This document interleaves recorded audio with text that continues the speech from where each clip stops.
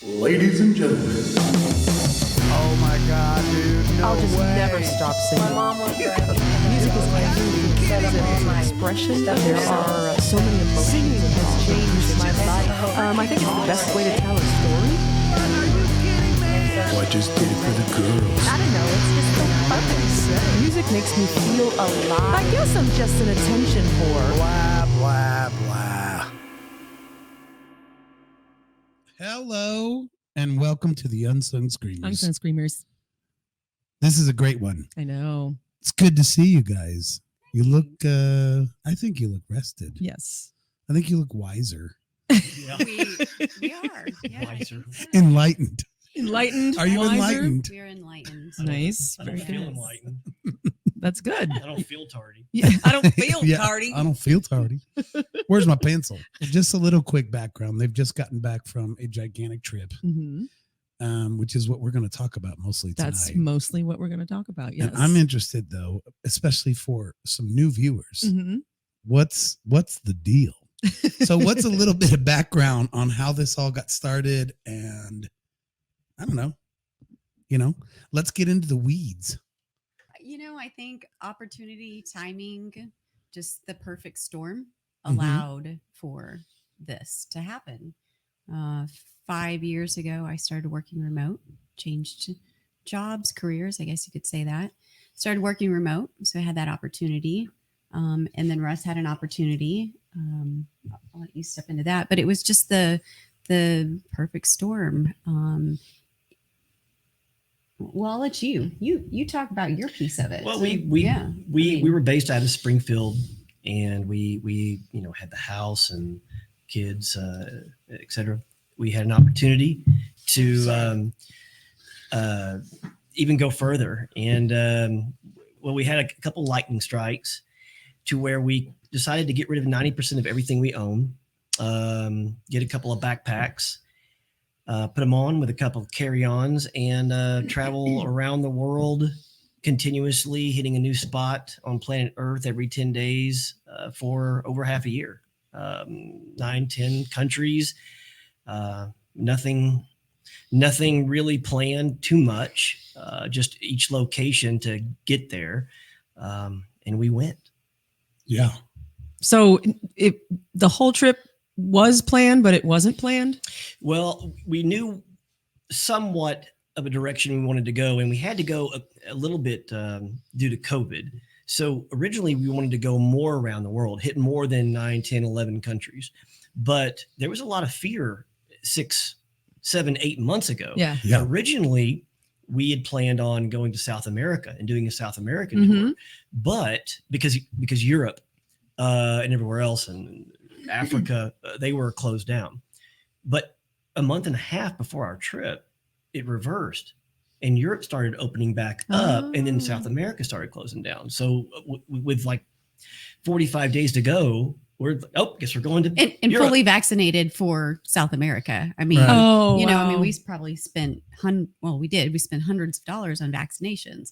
I got so many needless shots. We counted Needless. Yeah. I'm covered for Hep A, Hep B, yellow fever. I can walk Getting into swallowed by a python. I can walk into the jungles, old Incan territory to Archie's bathroom. Doesn't matter. I'm not getting anything. I think the only thing we didn't do was the rabies treatment. Oh my God. Yeah. So they're like, just stay away from the monkeys. Yeah, right, no problem. Just stay away from monkeys.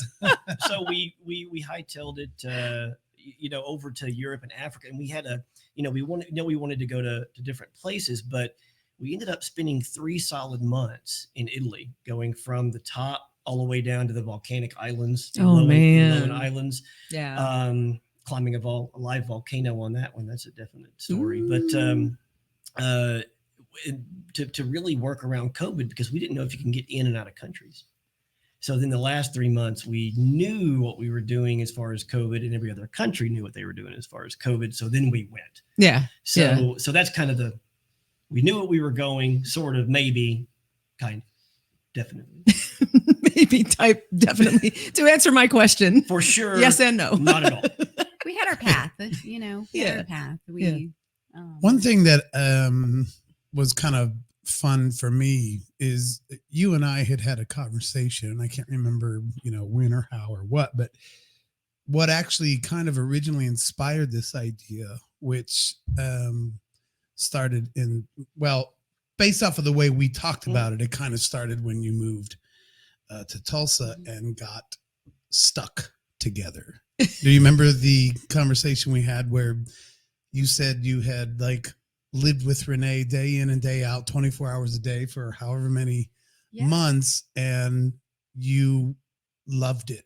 And it was one of the things that made you think, we don't have to live in this house. We can go anywhere. Mm-hmm. Yeah, absolutely. And 6 months later, after touring the world, I certainly feel the same way. Now, Renee, different. But we survived. She's more pleasant to live with than I am. But there is this concern. And I think a lot of people lived it during these COVID times, where I think the divorce rate skyrocketed to 200% because people were having natural breaks from each other, going to work and then come back. And it's not necessarily about the relationship. It's quintessential things like you don't know what someone did during the day, so you get to come home and your first hour over dinner is telling someone about your day. Yeah. Well, if you're there while it happened during the day, right, it's covered. So then comes the after dinner time. Over months and months of progression of that, you can feel a detriment. So then how would you be if that's exacerbated by 100-fold? You're in COVID, you're away from the kids, you're away quarantined from your family. together. You're right. quarantined and all that. Well, when you come out of that on the other side going, that was really a year. We've been a year seeing nobody but ourselves or something like that. Right. And you're like, man, we're still good. This is still pretty cool. then you're like, still like you. Yeah. Right. Then you start thinking, we can push this. Yeah. What if we went on our own where it was only us and you couldn't see anybody, you didn't know anybody, and you didn't even speak their language? Then how are we going to do? So it was almost like a relationship goal out of nowhere. Mm-hmm. Yeah. Mm-hmm. True. And your kids grew up.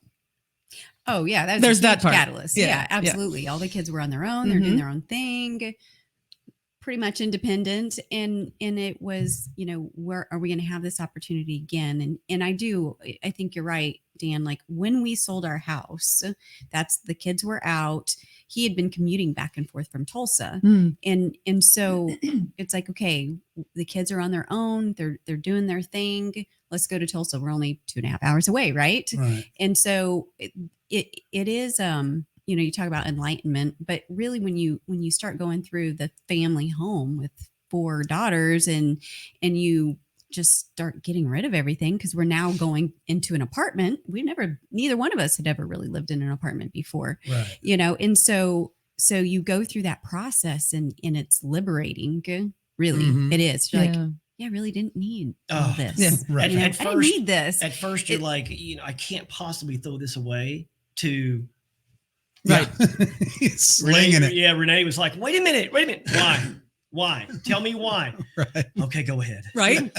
I mean, you don't need anything. And we boiled that down. I mean, we need a phone, a laptop, a few clothes, a TV. Not really backup even laptop, a TV. I mean, we didn't really watch TV while we were gone for 6 months. You really can boil down what you need pretty quick. Which I think the reason why I brought it up is because the whole COVID thing. I mean, now it's just called the whole COVID thing. The whole COVID thing, yeah. That's the show. Yeah. It just seems like everybody focuses on how much bad shit came from it. How negative and such impact in such a negative way. And I love to try to find these stories that are there's a ton of positive things that came of it. If if you can just sort of see it from that perspective. I, for example, completely changed my entire business model as far as, I'm just a dumb woodworker, but I still changed the way I do things because of COVID. And it's been the best change in 20 years of doing woodworking. Yeah. And it was forced on me by COVID. So the COVID thing. The COVID thing. Okay, so there are positive things, that there I think- is, and we're just so people are watching. I mean, they may have an aunt or an uncle or somebody that passed away during, and it's Sure. not. So we're not. This is apples and oranges. Oh, sure. Yeah. Yes, certainly. COVID being still fruit, but we're talking about two different things. Yeah, right? sure. Apples and oranges. In that regard, though, COVID was the best thing for our trip that we can imagine. Right. For one, nobody was going to do it. So supply and demand, we got prices that were a tenth of what we were supposed to. Oh. When we got over there, national treasures where for the last 5 years, you're shoulder to shoulder to people, let Yeah. alone getting a picture. Right. You're just trying to breathe. No, you could throw a rock across some of the largest churches across, Italy. Right. And I mean, we many times we were like, can you believe that we're getting to do this? I mean, people would tell us, you did this and this and this in a day. That was 2 weeks just because of the lines. Right. So from a COVID perspective, by trudging forward and doing it, we probably got a year's worth of trip in 7 months that we were gone. Yeah. Of value. Yeah. Which is a little sad because like it really is lightning strike, right? Mhm. Not just the opportunity to go, the process that led up to it, the events that led up to it, but then if we do it again, it's not going to ever be the same, Right. because Right. tourism will pick back up. These places will get busy again. And so it really was a very special. It was a complete positive side to a worldwide Yeah. pandemic that killed millions. It's an angle. Think positive. That's It's great. a we got to travel more, better, easier, cheaper. more better, More- easier, more cheaper. So, it was great. Right. Global pandemics. For the Yay. win. You don't For know the win. that. You don't know that. I mean, like the year before, we had a trip planned It's for not- anniversary. We were going to go to Germany. We're like, that got canceled, and they're like, well, that's great. You wouldn't trade it for the world. Yeah. You don't know that Yep. until Right. it happens. So. Certainly. Right. All right. So then this leads us to what's our start date? Hi.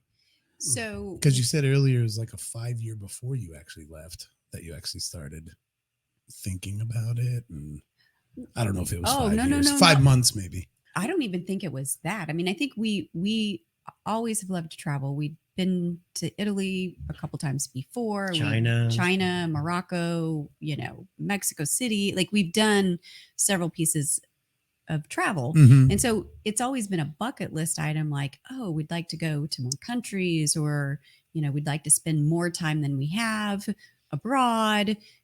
So it's always been in the back of our mind that, somehow we're going to do more traveling Mhm. outside of the country. Mm-hmm. But honestly, it was, the job he was working with in Tulsa, that project, if you will, came to an end. So then you're faced with, okay, what am I going to do next? And so me being able to work remote, and because that's important, I think, is that we didn't just travel on vacation for Right. 6 months. He worked. I You were worked. working. Mhm. Yeah. And he worked, working on his own business model and that kind of stuff. So, Mhm. so it wasn't just, we were free, to do whatever for 6 months. So trying to travel and move every week to 10 days to somewhere new was a lot, Yeah. and have to work your normal job. Yeah.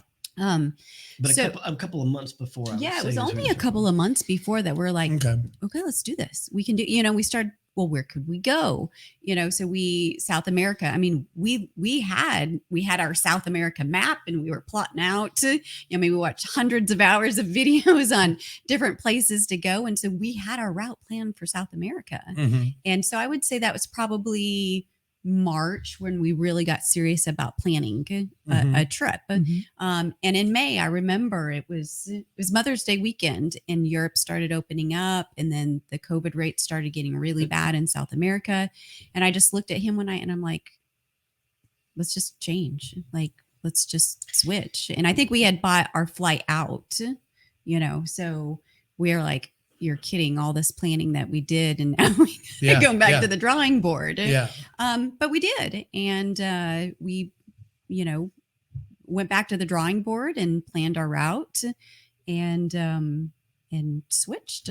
So the decision to go to Europe was in the middle of May, and we moved out of our apartment and put what little belongings we had in storage. And that was June 30th. And we flew out on July 13th.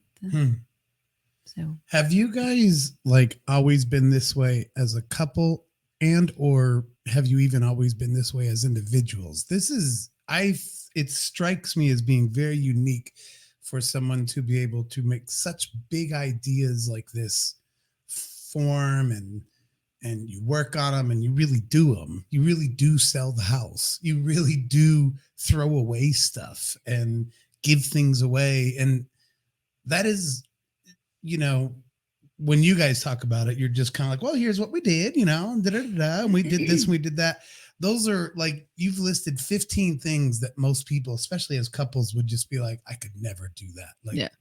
Is there some kind of perspective there, whether it's you guys were both this way as individuals before you ever met each other, or has it been something that's happened since you've been a couple? Or, I mean, do you know what I mean? It feels like more than just an adventurous spirit. It's like, yeah, it's radical. you know, it's funny. It's probably normal to you, but it is radical to be able to just let go of something like that and just pop up and do something else. I'll answer a little and then you fill in, because, you know, I think, yeah, it's both in us to do. And I think this is cheesy, right? But the sum of our parts is greater. Yeah. You know, no, that's not cheesy at all. And I think that like without each other, we couldn't make it happen. Right. So it's in our blood, I guess, or whatever you want to say, you know, I mean, it's there, that spirit is there. Hey, we can do things, we can make things happen. And, you know, it may not have been that radical, but also, you know, just our history together, just raising the 4 girls and just doing things different, not trying to go with the flow a bit. Yeah. You know, and I think it starts small and then it just, you know, blossoms. Yeah. So I don't know. I'll go with a different answer. So you have the will and the way. What she just described would be, you know, the will, the spirit, you know, to do something. But I know a lot of people that have the spirit or the will, but they just can't conceptualize and break down the way. So my career is heavily based in project management. So when you've been in it for 20 plus 30 years, it's almost like walking around seeing the world like the Matrix. Right. You know, a normal person sees this, a person that's involved with the Matrix sees the digital lines or whatever. Yeah. So when I look at something and someone tells me something like a problem, they're halfway through the problem and immediately, just natural, I don't even think about it anymore. Immediately it's how to do that, work breakdown structure, the root cause analysis, what's going to be the risk, how to overcome the risk, timelines, deadlines, due dates, et cetera, right? Right. And you're just completing your sentence. And while that's very profitable in the business line, it's very annoying to people personally.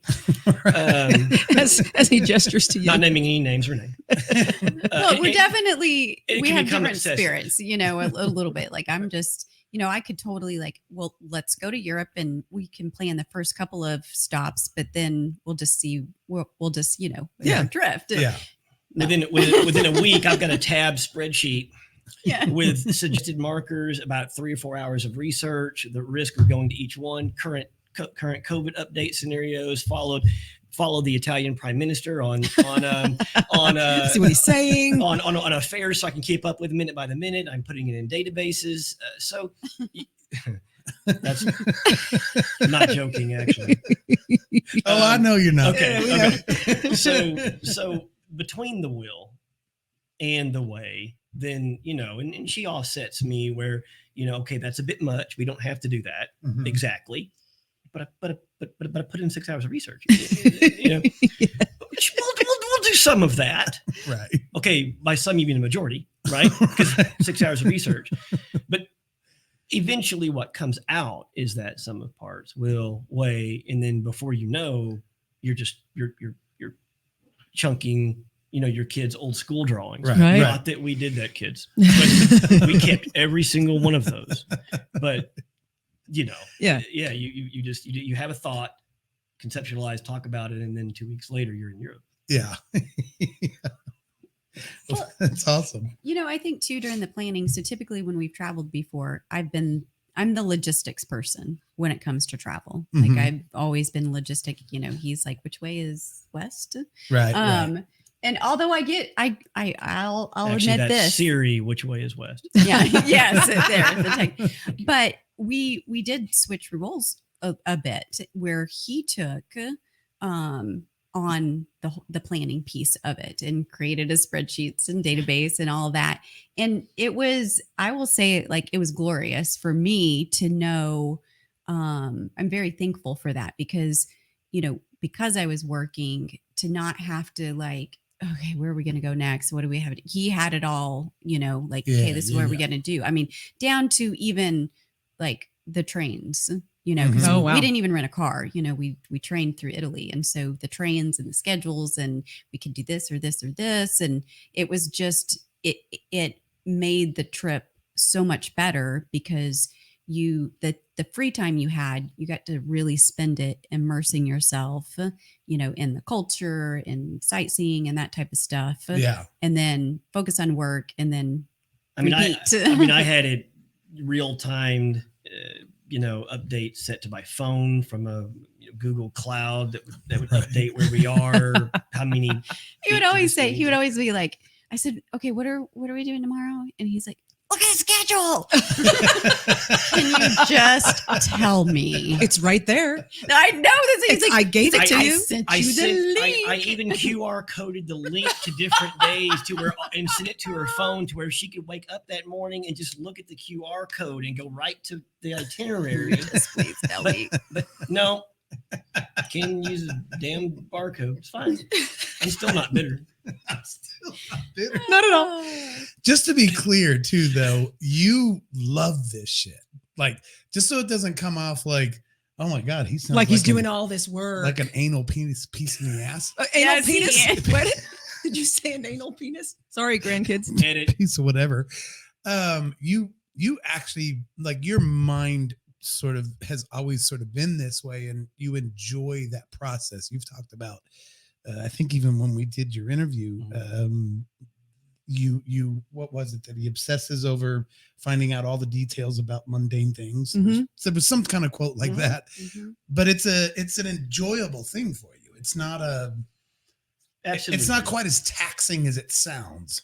No, it's not taxing at all. In fact, Right. it gives me energy. Right. So if there's a problem that is really detailed and arduous, or something that is considered difficult to understand or know or whatever, or just get through, then yes, it's like a snowball. That's where you thrive. Yeah, it's like, Mm. oh, this is good. This is Yeah. entertaining. Right. And then the deeper you go, yeah, absolutely. I mean, my database that I have for this trip with all of the integrated system feeds and stuff like that, I could probably box up and sell as a package for, a decent amount of money. Right? But not interested in that. But it is. But it took every bit of that to meander 9, 10, 11 countries, 40 locations every 10 days during COVID. Yeah.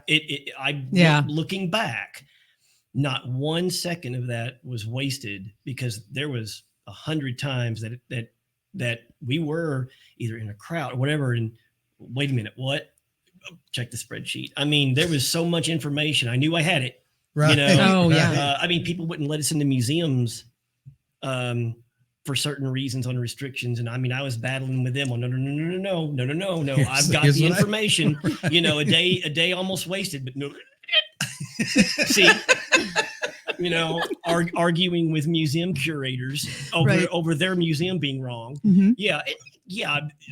Anyone listening to this would be like, oh, that's fun. But, that 90% you don't need it, but instead of that wasted 2 days, that 10% you bring it out. Yeah. Or whatever it is, which train to catch.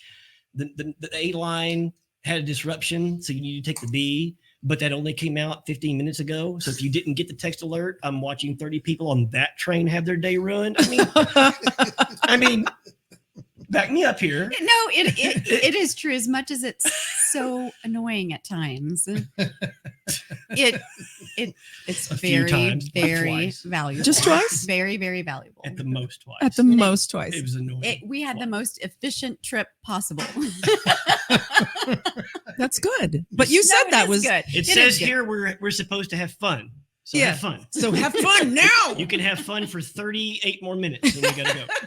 It wasn't that bad. No. But it was needed. But you said that was going to be your job on this trip. When we talked to you before you guys left, he said that was going to be his job since you were working more full time and he was more planning for something in the future. And this was his job. So, which is kind of what you already said a minute ago, but but it's also what you do well. So, why not? It worked. It was an absolute challenge. It was the biggest challenge one of the biggest challenges that we've ever faced was meandering that much, that quick with all the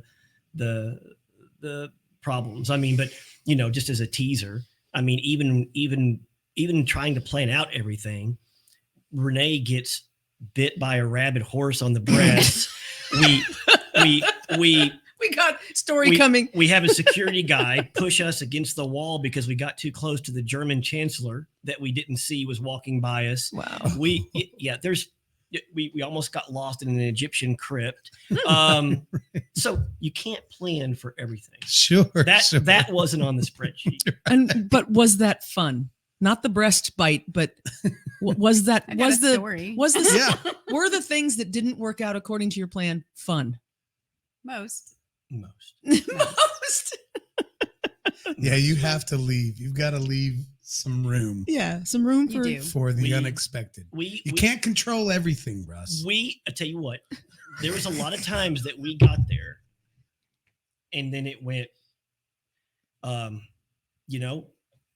we got to one place that was supposed to be like a pottery, sculpting exercise with locals, and it turned out it was a Jim Jones style commune with people playing weird music, hippie style people up in whatever. I couldn't understand a word that anybody was saying, and a guy took me to the back of the garage to listen to his music that he wrote that he wanted my opinion on, which ended up being terrible Germanic speed metal.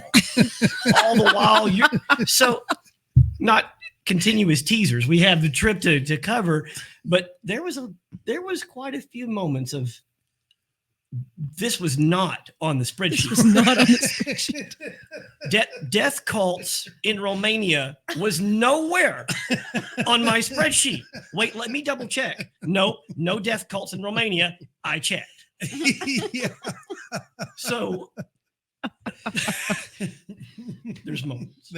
However, I will say that most of the crazy stories like that happened on the backside of the trip, after Italy, and I think that's because there was less planning, for that second 3 months. You say that as our guide on the volcano almost died of a heart attack. Yes, but that was unplanned. We weren't originally going to go to Stromboli. The heart attack wasn't on the spreadsheet. I hope you're writing all of it. There's a bunch of stories. We weren't going to go to Stromboli. We changed plans. Right. So we've got to. Well, all right, yeah. Just for viewers' pleasure, I've got a way to show some pictures from their Facebook group. You guys created a wonderful thing called R&R Travel for your friends and family, and it's a small group. It's just a private group. You have to be invited to come view it. And so during the whole time you were gone, you would post these amazing videos and pictures, and you'd even write a little story about it and stuff like this. And so you told us that this is just a little brief. And there's hundreds of pictures on here. It's probably about 10%. Just brief of what you guys saw, and actually maybe even have on video or photos and stuff. But I just want to show this one first because this is Russ making his spreadsheet right there. That is not me making his spreadsheet. That is Totally. That is Totally. Bugs Bunny making a left at Albuquerque. And that is what we did when we were planning on going to South America. And Renee goes, let's go to Europe instead. Right? Yeah. So Right. that was, if anything, that was the ruining of Russ's first spreadsheet. Right. And we decided to take a left turn at Albuquerque and go to Europe and Africa and Romania and Croatia and other countries. Just wanted to start with that one because it was just what I saw as the beginning of things. Yeah, that was the beginning. So where did we start? Where did we go first? Milan. Okay. Since we're entering Italy, Yes. let's Oh wow. we have a treat. Ooh, Okay. Okay. I like treats. So this comes later, but this is some wine. Okay. Now for those listening that are true history experts, we're going to say things that are wrong and we're not going to get it right. It may be Medici, it may be Medici. Have at it. Research to your heart's content. But saying that, The spirit of the story. the spirit of the story. Absolutely. There was a family in ancient Italy, I don't know, 1500s. I'm Probably. guessing on Yeah. that. Yeah. And they were kind of like the original family power brokers. I mean, these people made the royal family. I mean, there's even, I think on Netflix and stuff, there's even whole series like the Medicis. I mean, and it's true, 100% factual, and it's every bit of craziness that you think. Like a brother of the king was a Medici, and somehow he got ordained pope, and then they fought. I mean, intrigue to the nth degree, but it came with being one of the most richest families to ever set foot and come out of Italy. So with that, they basically owned Florence. Now at that time, Oh, wow. it wasn't like Italy we see today. It was like feudal systems Florence fought Rome, and Rome fought, the Etruscan village over here, etc. And so they were kind of warring, but, they were also competing. And the Medicis hired, a lot of the famous inventors that we know, and et cetera. But one of their biggest things was wines. And they had these vineyards on the countrysides. And there were 20, 30, 40 of these villas. Right. I mean, when we say villas, tile that was worth more than anything that we both own. Whole rooms Right. with murals Oh, painted. man. So they're all plundered and destroyed, and except for a few. So we went in Florence to one of the few ones that was there, still standing, still operational, still with barrels of the wine that was from their grapes. Oh Yeah. my. And that grape lineage that was so we it was not affordable to buy too many, but we managed to get 6. And then we carefully shipped them back over to America. It was one of the few things that we got on our trip. And here's one Oh my goodness. today. So Oh, this I'm is excited. This is a Florentine Chianti from Firenze. That's Florence down there. And we'd like to open it and have a glass. Oh, Wow. that'd be wonderful. That's wonderful. Honey, can you do The honors. the honors? Well, if you're going to talk about proper language and everything, I studied how to speak Latin and Italian and Oh, French go and all for this. it. It's Medici. Okay, Medici. You know, I love it. Most of the time, Latin and Italian will accent the second syllable. Yes. And And the we C never is did definitely get a it. Chi. So Medici. Well, she did. I didn't. I pronounced everything wrong. That's all right. And I'm not correcting you to correct you. I'm just saying that's a little tidbit of information. It is unique. You're right. Like that, the pronunciation. Yeah. We want to put the emphasis on that first consonant, Mhm. right? Or, Yeah. Yeah. And The first and- syllable. syllable. Thank you. I was like, not consonant, syllable. Yeah. And they, yeah, exactly. I can never get. I always It's put fun, the though. I wrong like it. emphasis on the wrong syllable. It's Syllable. Syllable. But one way you can do it too is just think of any stereotypical Italian. Everything is on the Yes. second syllable. right. So right. Medici. Right. You I agree. could just think of it that way. And that way you'll get a. That's just mainly for most of the Romance languages like Latin and Italian and Spanish and things like this. But This is great. I really appreciate it. I love because this. This is wonderful. Well, this is rare. You're not going to be able to get this No. around the corner. No. So- Right. I think. I can't wait to I taste believe it you. because I'm a box wine gal. Well, Not completely. Every now and then we'll get Yeah, that's a true. decent. here's what you're gonna get. you're going to get a lot smoother. It's almost like, and we drink the box wine too. I mean, all over the place, but it's not as harsh. It's very smooth. I know people, oh, this is smooth. That's not what I mean. Right. I just mean it's. But there is a difference. Yeah, there is. It's almost like drinking an alcoholic drink that's not, 80 proof or whatever. You're still getting a lot of the taste. So even from the box I think wines too, it's just, when you're drinking the wine from Italy and at the restaurants or even the bottles you buy there locally, it's bottled, or from a vineyard, a winery. It's bottled not to have a long shelf life. Mhm. So when we buy imported stuff, or even in our own vineyards, right, in the States, and so there's all those additives and preservatives, Right. And so I will tell you, like, we drink wine in Italy. When we first got back here, and I bought some just regular supermarket, whatever, the worst headache from red, and I'm a red girl, and I've been drinking a lot more white because it gives me a headache, but I didn't deal with that when we were overseas. Wow. they don't put all the preservatives in it, I think, and you can just drink wine in Italy until the cows come home and wake up the next morning and be fine. It's weird. Interesting. So we did take a couple of wine classes from the sommelier and before we went. And if Might anything have to on this, that is a real thing. it is a real thing. And we don't know what we're doing, but we did manage to call non BS when they say the front and the back. So you taste it on the front of the back. We were making fun of those people because you're like, you can't taste crap. There's no front or back. We finally got to the point to where, there is, and maybe it's with the higher quality wines, you can, get it. There's nothing to taste the box wine, but this is more, you're not going to get anything hardly on the front, which means when you taste it, you're not going to get, wow, that's crazy flavor.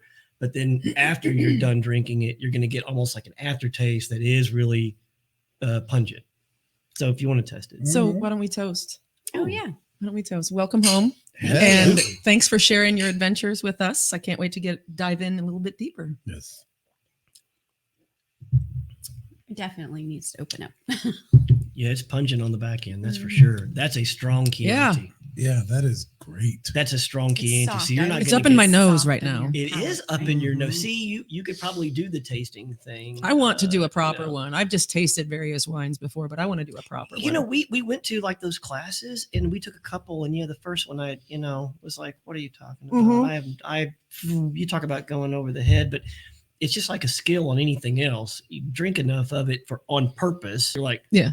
hey, I'm thinking this isn't BS. I think I can actually get something. She's Yeah. better at it than Yeah, I am. you but- described it perfectly. Yes. Like going down, it was like water. I didn't even hardly taste the bit. And she recommended then to it let it open instantly up. made it amazing. So Yeah. I'm going to let mine sit for just a little bit longer. It will change. Maybe swirl it a little. And I will say too that any wine, it doesn't matter if it's your just cheap table wine or a nice bottle of wine, any wine will taste better when you have food with it.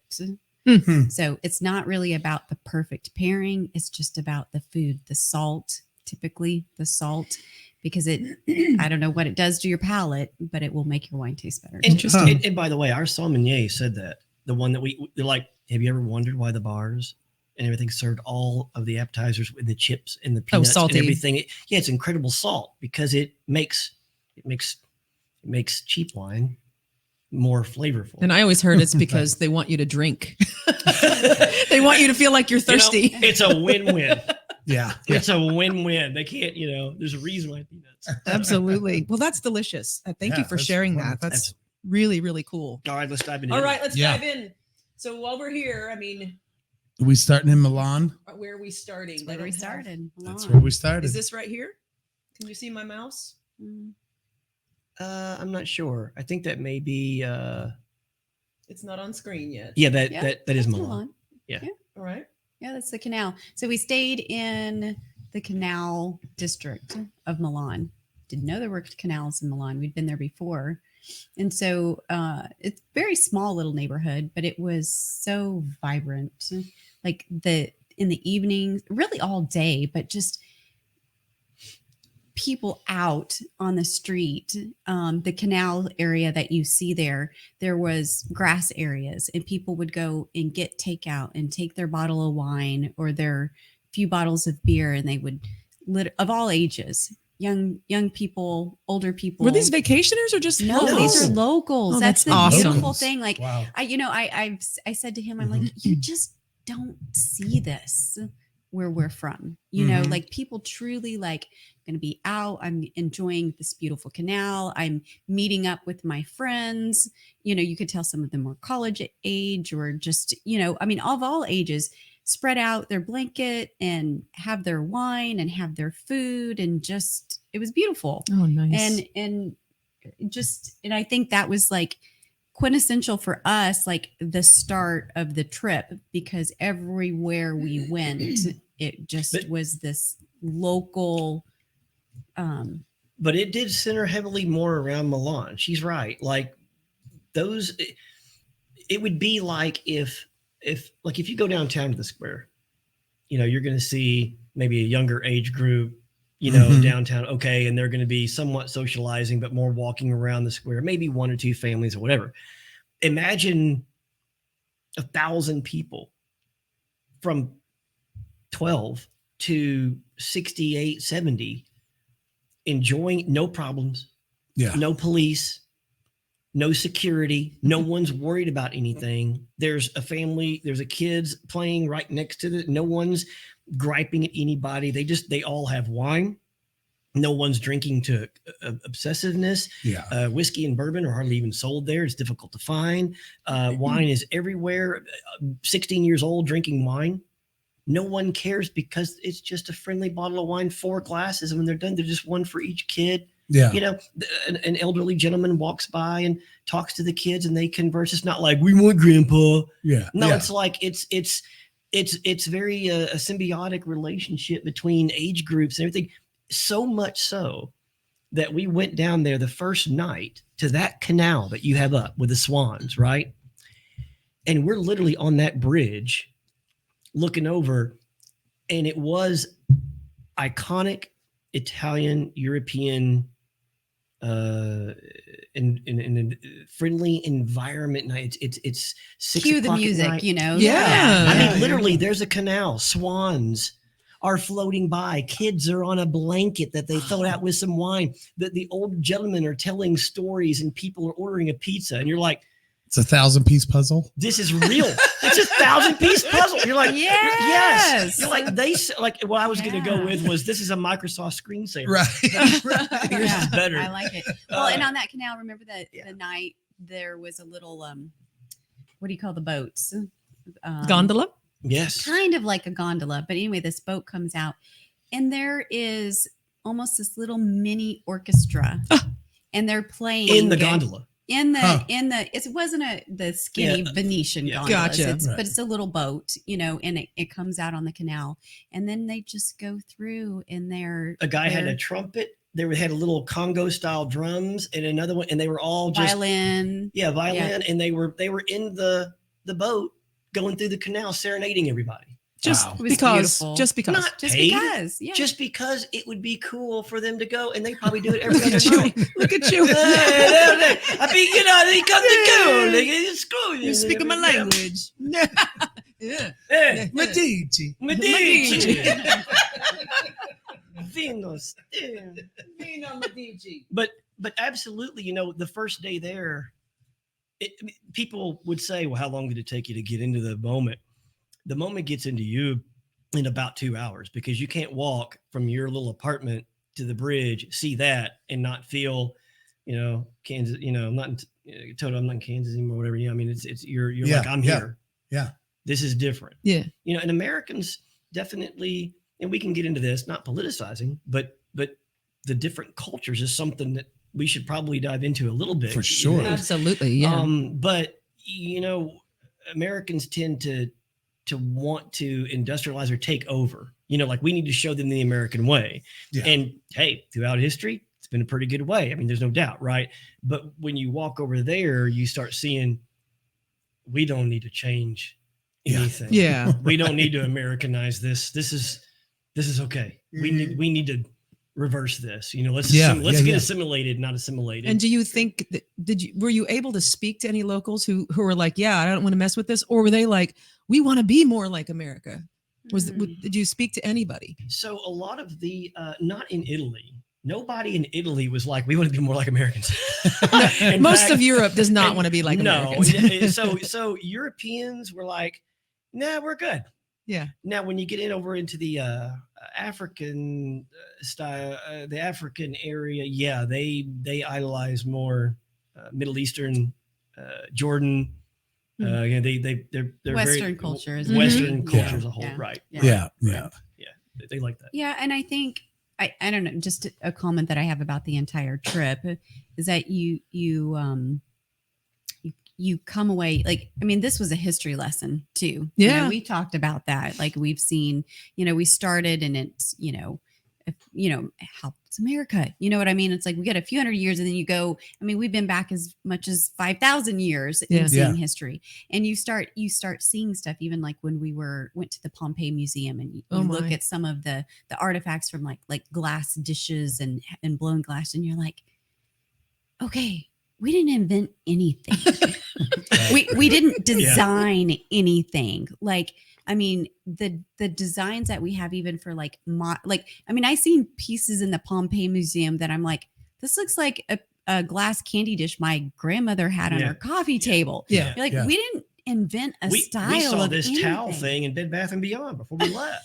I mean, not that extreme, but you know what I'm saying? Yeah. Like, it's like, But it's 5,000 years old. yeah. Or whatever. I mean, not in Pompeii, but yeah, Right. yeah, exactly. Like, And we joked regularly, our Airbnb when we walked in yeah. would be 1,000 years older than our country. Yeah. And when you're over there 2 months in, we forgot that. So people that live there, whatever. But when you reflect for 30 seconds, you're like, this is old. This is really, really old. The fireplace that is coming out of our Airbnb is literally older than our country. Yeah. It does have a perspective, a continual playing perspective in your head. Mm-hmm. So, Mm-hmm. absolutely. So before we finish up with Milan, Well, We still have yeah, we have a lot of stuff that we should talk about with Milan. well, this is going to be 9-hour episode. Well, sure. But Okay. where do the Milan pictures In the- stop? in the 10th hour. Because I would like to just at least skim through them. Do you see the cathedral? This right here. Yeah. Yeah, go to that one. Go to the cathedral. So this is the Cathedral of Milan, and two things that I'll note, and then Renee can take it from there. One is the richness in the detail. Mm-hmm. So if you took, and I'll post more pictures and video of this, but do you see the door? Mm-hmm. Okay, that door. And look at the people. Yes, yeah, the size. First of all, good way to point that out, Terry. The size of the people, the bottom, that's how big that is. But the door, you can be as close as I am to this microphone, and there will be an inscription or an artwork on that door that is as intricate as anything as someone doing 10 years of labor in a square that big. Mm-hmm. So you can zoom in, if you will, to where you're looking that close to the door, and there will be a metal worked figure that, you can literally see the bracelet that is detailed on the hand of the figure that would be no more than like 2 inches, right? Maybe an inch. Every bit of that Every church is covered on the inside, every bitty detail.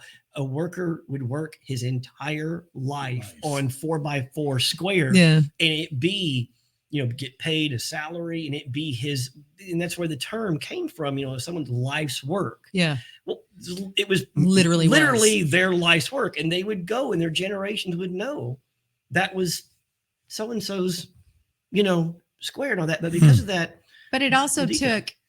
is like hundreds of years to finish that cathedral. Yeah. So, I mean, if you think about like our country is old as many years Right. as it took that. to finish. Yeah, it. yeah. Just to In fact, I build it. think the Milan Cathedral, Napoleon actually came through, when and he loved the cathedral so much. And you'll see different, if you're into like architecture and stuff like that, you'll see the periods of architecture change with that cathedral, because it ends up, when it is finished, he commissioned to have it. In fact, there is a statue of Napoleon out in front of the cathedral in the square. Oh, wow.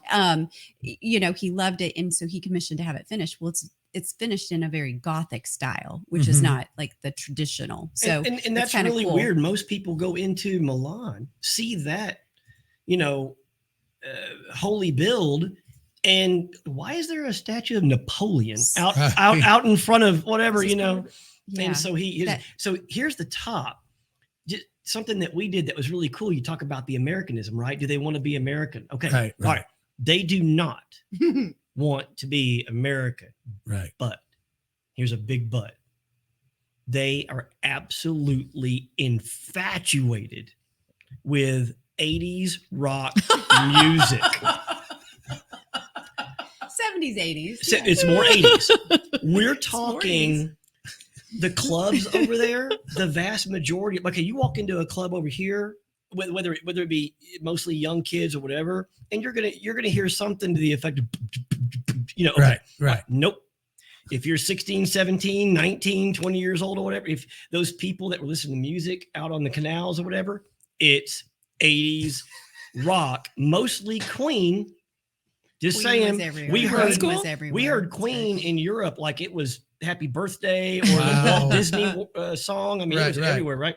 But so much so that, you know how entertainers in places, you know, you can go out and for tips and stuff, you'll see someone juggling, you know, or street performers in Africa. Yeah, in Africa doing the snakes, whatever. So we were on the top. We were able to, and we wouldn't have been able to do this pre-COVID because the lines would have been so long. Sure. And so we were able to tour the top of the cathedral, and we're on the ceiling. Yeah. And while we're on the ceiling, we hear,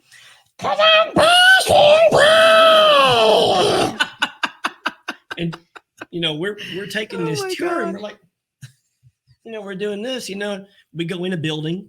We come out of the building, and literally, this is a surreal moment. We're on one of the holiest places in Italy. Right. Probably the second biggest, most richest church and decorated in all of Italy, besides the Vatican, maybe. And people are being quiet and they're being very respectful. And we come out of a hallway, and there's, I'm on a hallway. So finally, we're like, what the hell? Right. We look over. There is an AC/DC tribute band playing next to the cathedral. Not across the street from the cathedral, attached. The drummer back was to the cathedral. Not only playing on the street, just playing on the street. Well, it's a big square. So okay. It's the church. Square. Yeah, right. Yeah. I mean, no, I'm serious. The drummer was backed up against the bottom of that wall, and it's echoing through the church. Now, here's how much they're not Americans. They're European. Remember back to the more of the chill environment. Yeah. Mm-hmm. No one cared. No one ran them off. And even the people inside the church were digging it. Well, we literally just came from the inside of the church, and they were having mass. I mean, with the doing the smoke, whole bit. Oh my! Bit. Yes. And then there's the Hell's Bells playing. I mean, people would literally just walk and be like, "Oh no, no, you know, and I'm not joking. Our guide, that was part of the church, you know, doing the underground tour into the crypts that you can only, you know, go through and things. Mm-hmm. When we got done with the tour, she went out and she was headbanging to AC/DC, and whether it's Journey or Queen or whatever, Europe is eaten up with 80s. Oh my gosh, rock. I mean, Dan's horror, Dan's terror, his life, my life prison. terror. You can't go anywhere, even so much as eat a hamburger without 80s rock. Wow. So once again, love Italy. Right. Yeah. And we try to always do like a walking tour where we go, or a food tour or something like that, because you just get, you can read about the history, but when you have somebody that's, guiding you, they can tell you the stuff that is like right there. And so we always try to do some sort of tour. So she takes us to like corporate downtown area, right? Okay. So picture, New York, all that. And we go in, and there was, when would this have been? Like not that long ago, maybe in the 90s, was it unveiled? So they commissioned an art piece, a statue, because I mean that stuff's everywhere, right? And anyway, it's a giant statue of the middle finger. Oh my God! And so they're basically just telling, but it's in the middle of their Wall Street. Yes. So their Wall Street is a huge square. The artist, it was covered. Nobody saw what it was. Right. They just commissioned the artist, like, you do what you want. You're famous. Yeah. And the moment came just like you thought it would be. And literally the big middle finger. Now, what would America do? Lawsuits. Oh, yeah. It would be tore down. Yeah. You'd have to send your kids somewhere to get their eyes washed. Okay. You know. So the Italian spirit is even the Wall Street bankers, their Wall Street bankers are like, yeah, that's pretty good. Yeah. Right. We'll just leave it. And there was some commotion, but it's still there. And now everybody flocks to Wall Street to take a picture with the finger. And this thing is huge. Oh, I'll post pictures of it. It's like how big? I mean, it's like where the middle finger is probably as tall as I am. Yeah, it's massive. So it's a finger to the financial world and the evil of money in the middle of their Wall Street. We have a bull. We have a bull. They have a finger. But Tara, go to bring up the skulls. Yeah, one of the things in Milan that we saw, those are skulls, and it's an interesting story. And I don't know we'll try to make this quick, but essentially there's I'm not gonna say this right, the Cappuccinian monks. That's Rome. Oh, that is Rome. Then is that Rome? It shouldn't be, because Rome was at the end of the trip. So, well, this was the next picture in line. But... And when you say skulls, they're human skulls. Yeah, they're human skulls. All right, so we'll bounce back and forth in the pictures, but there's the Cappuccinian monks, right? Yes, that's a good one. That's a great one. Yeah, because that's I don't think that is Rome. What does the post say? It says on this, and it's on screen as well. In 1210, when a nearby hospital built for leprosy patients ran out of space, an adjacent cemetery held the corpses of those who passed away until it couldn't anymore. Needing more space for the bodies, the ossuary was built. In 1269, the church built onto it, and so all became one, a crypt and a church, all within the same walls. But it wasn't until 1642. Wasn't until then. Listen, when the bell tower collapsed on San Bernardino, that the skulls became decorations for the ossuary walls. Yeah. So that was a little cathedral where they needed room for the hospital, and they had taken all the bodies and the skulls. And anyway, now you could go. And so we just went into this little tiny Catholic church, made a little donation. And one of the few, there are a lot of cathedrals you go in and you can't take pictures. But we were able, with a donation, to take pictures. So, and this is huge. They're all the way at the top too. Oh, they're massive. But here's another little side tidbit that they didn't realize that they moved. And this may have been the other one with the skulls, but the premise is the same. They didn't know that all these skulls were down here into a point. And then when a new ruling family took over, they saw it as disgrace. So they were like, you've got to get this out of here. Well, they passed a law that said no dead body, no corpse can be held inside the city walls. Now, they did that because of disease and stuff like that. So everything got moved outside the city. So that was supposed to move. So then there was a big, an uncle of the family was actually a priest of one who took care of the church. And so there was some back and forth. So they made a rule. They came to a compromise that said, okay, fine. We're not going to touch any of your skulls. But if anything drops on the ground, it falls under the rule. Oh, It's still that way today. So the rule is that the skulls are fine. You can't touch them. You can't maintain them. You can't get near them. If something naturally falls, it can't be put back up. It's got to be moved outside the city in its own burial plot wow. and will not change. Huh. God. Would that be hence the metal The little grate is, in is front that of it? part of that? Just to make Yeah, sure none of them fall They out. did everything they Yeah. could to protect it Yeah, once yeah. the rule changed. So instead of modifying the rule, they kept the rule and then They modified they the. modified the modification. Yeah, just for them. Yeah. Wow. That's Wow. crazy. Yep. Holy cow. One note. Can you go back to the just the scenery there, the one with the lake? This here? Yes, click that. So one thing that we did out of Milan was close to in another country we visited, was close to was it Sweden, or where did we take the railway? Austria. Was it Austria? Yeah, because they were Austrian. Um, Like, I don't know if you know this, but Italy wasn't always Italy, right? Like, Mhm. and Milan wasn't Italian. Milan was. I got to look it up. You're questioning my geography. Yeah, we took the train Yeah. to the. Through the Alps, right? So So Mixing it's up the been a while. countries. But there's a train that goes through the bottom of the mountains, just like South Sweden, and the clarity. So my pictures don't do it justice. We won't belabor this other than just know that the blues and the Switzerland. green, Switzerland, the blues and the greens and the white of the snow, and you don't think that those colors actually can exist besides a Microsoft background on your computer, right? Right. Like they don't exist in this world without a filter. Mhm. And it's just there's no, I don't know, light pollution, or there's no industry or whatever. We've been quite a few places around the world.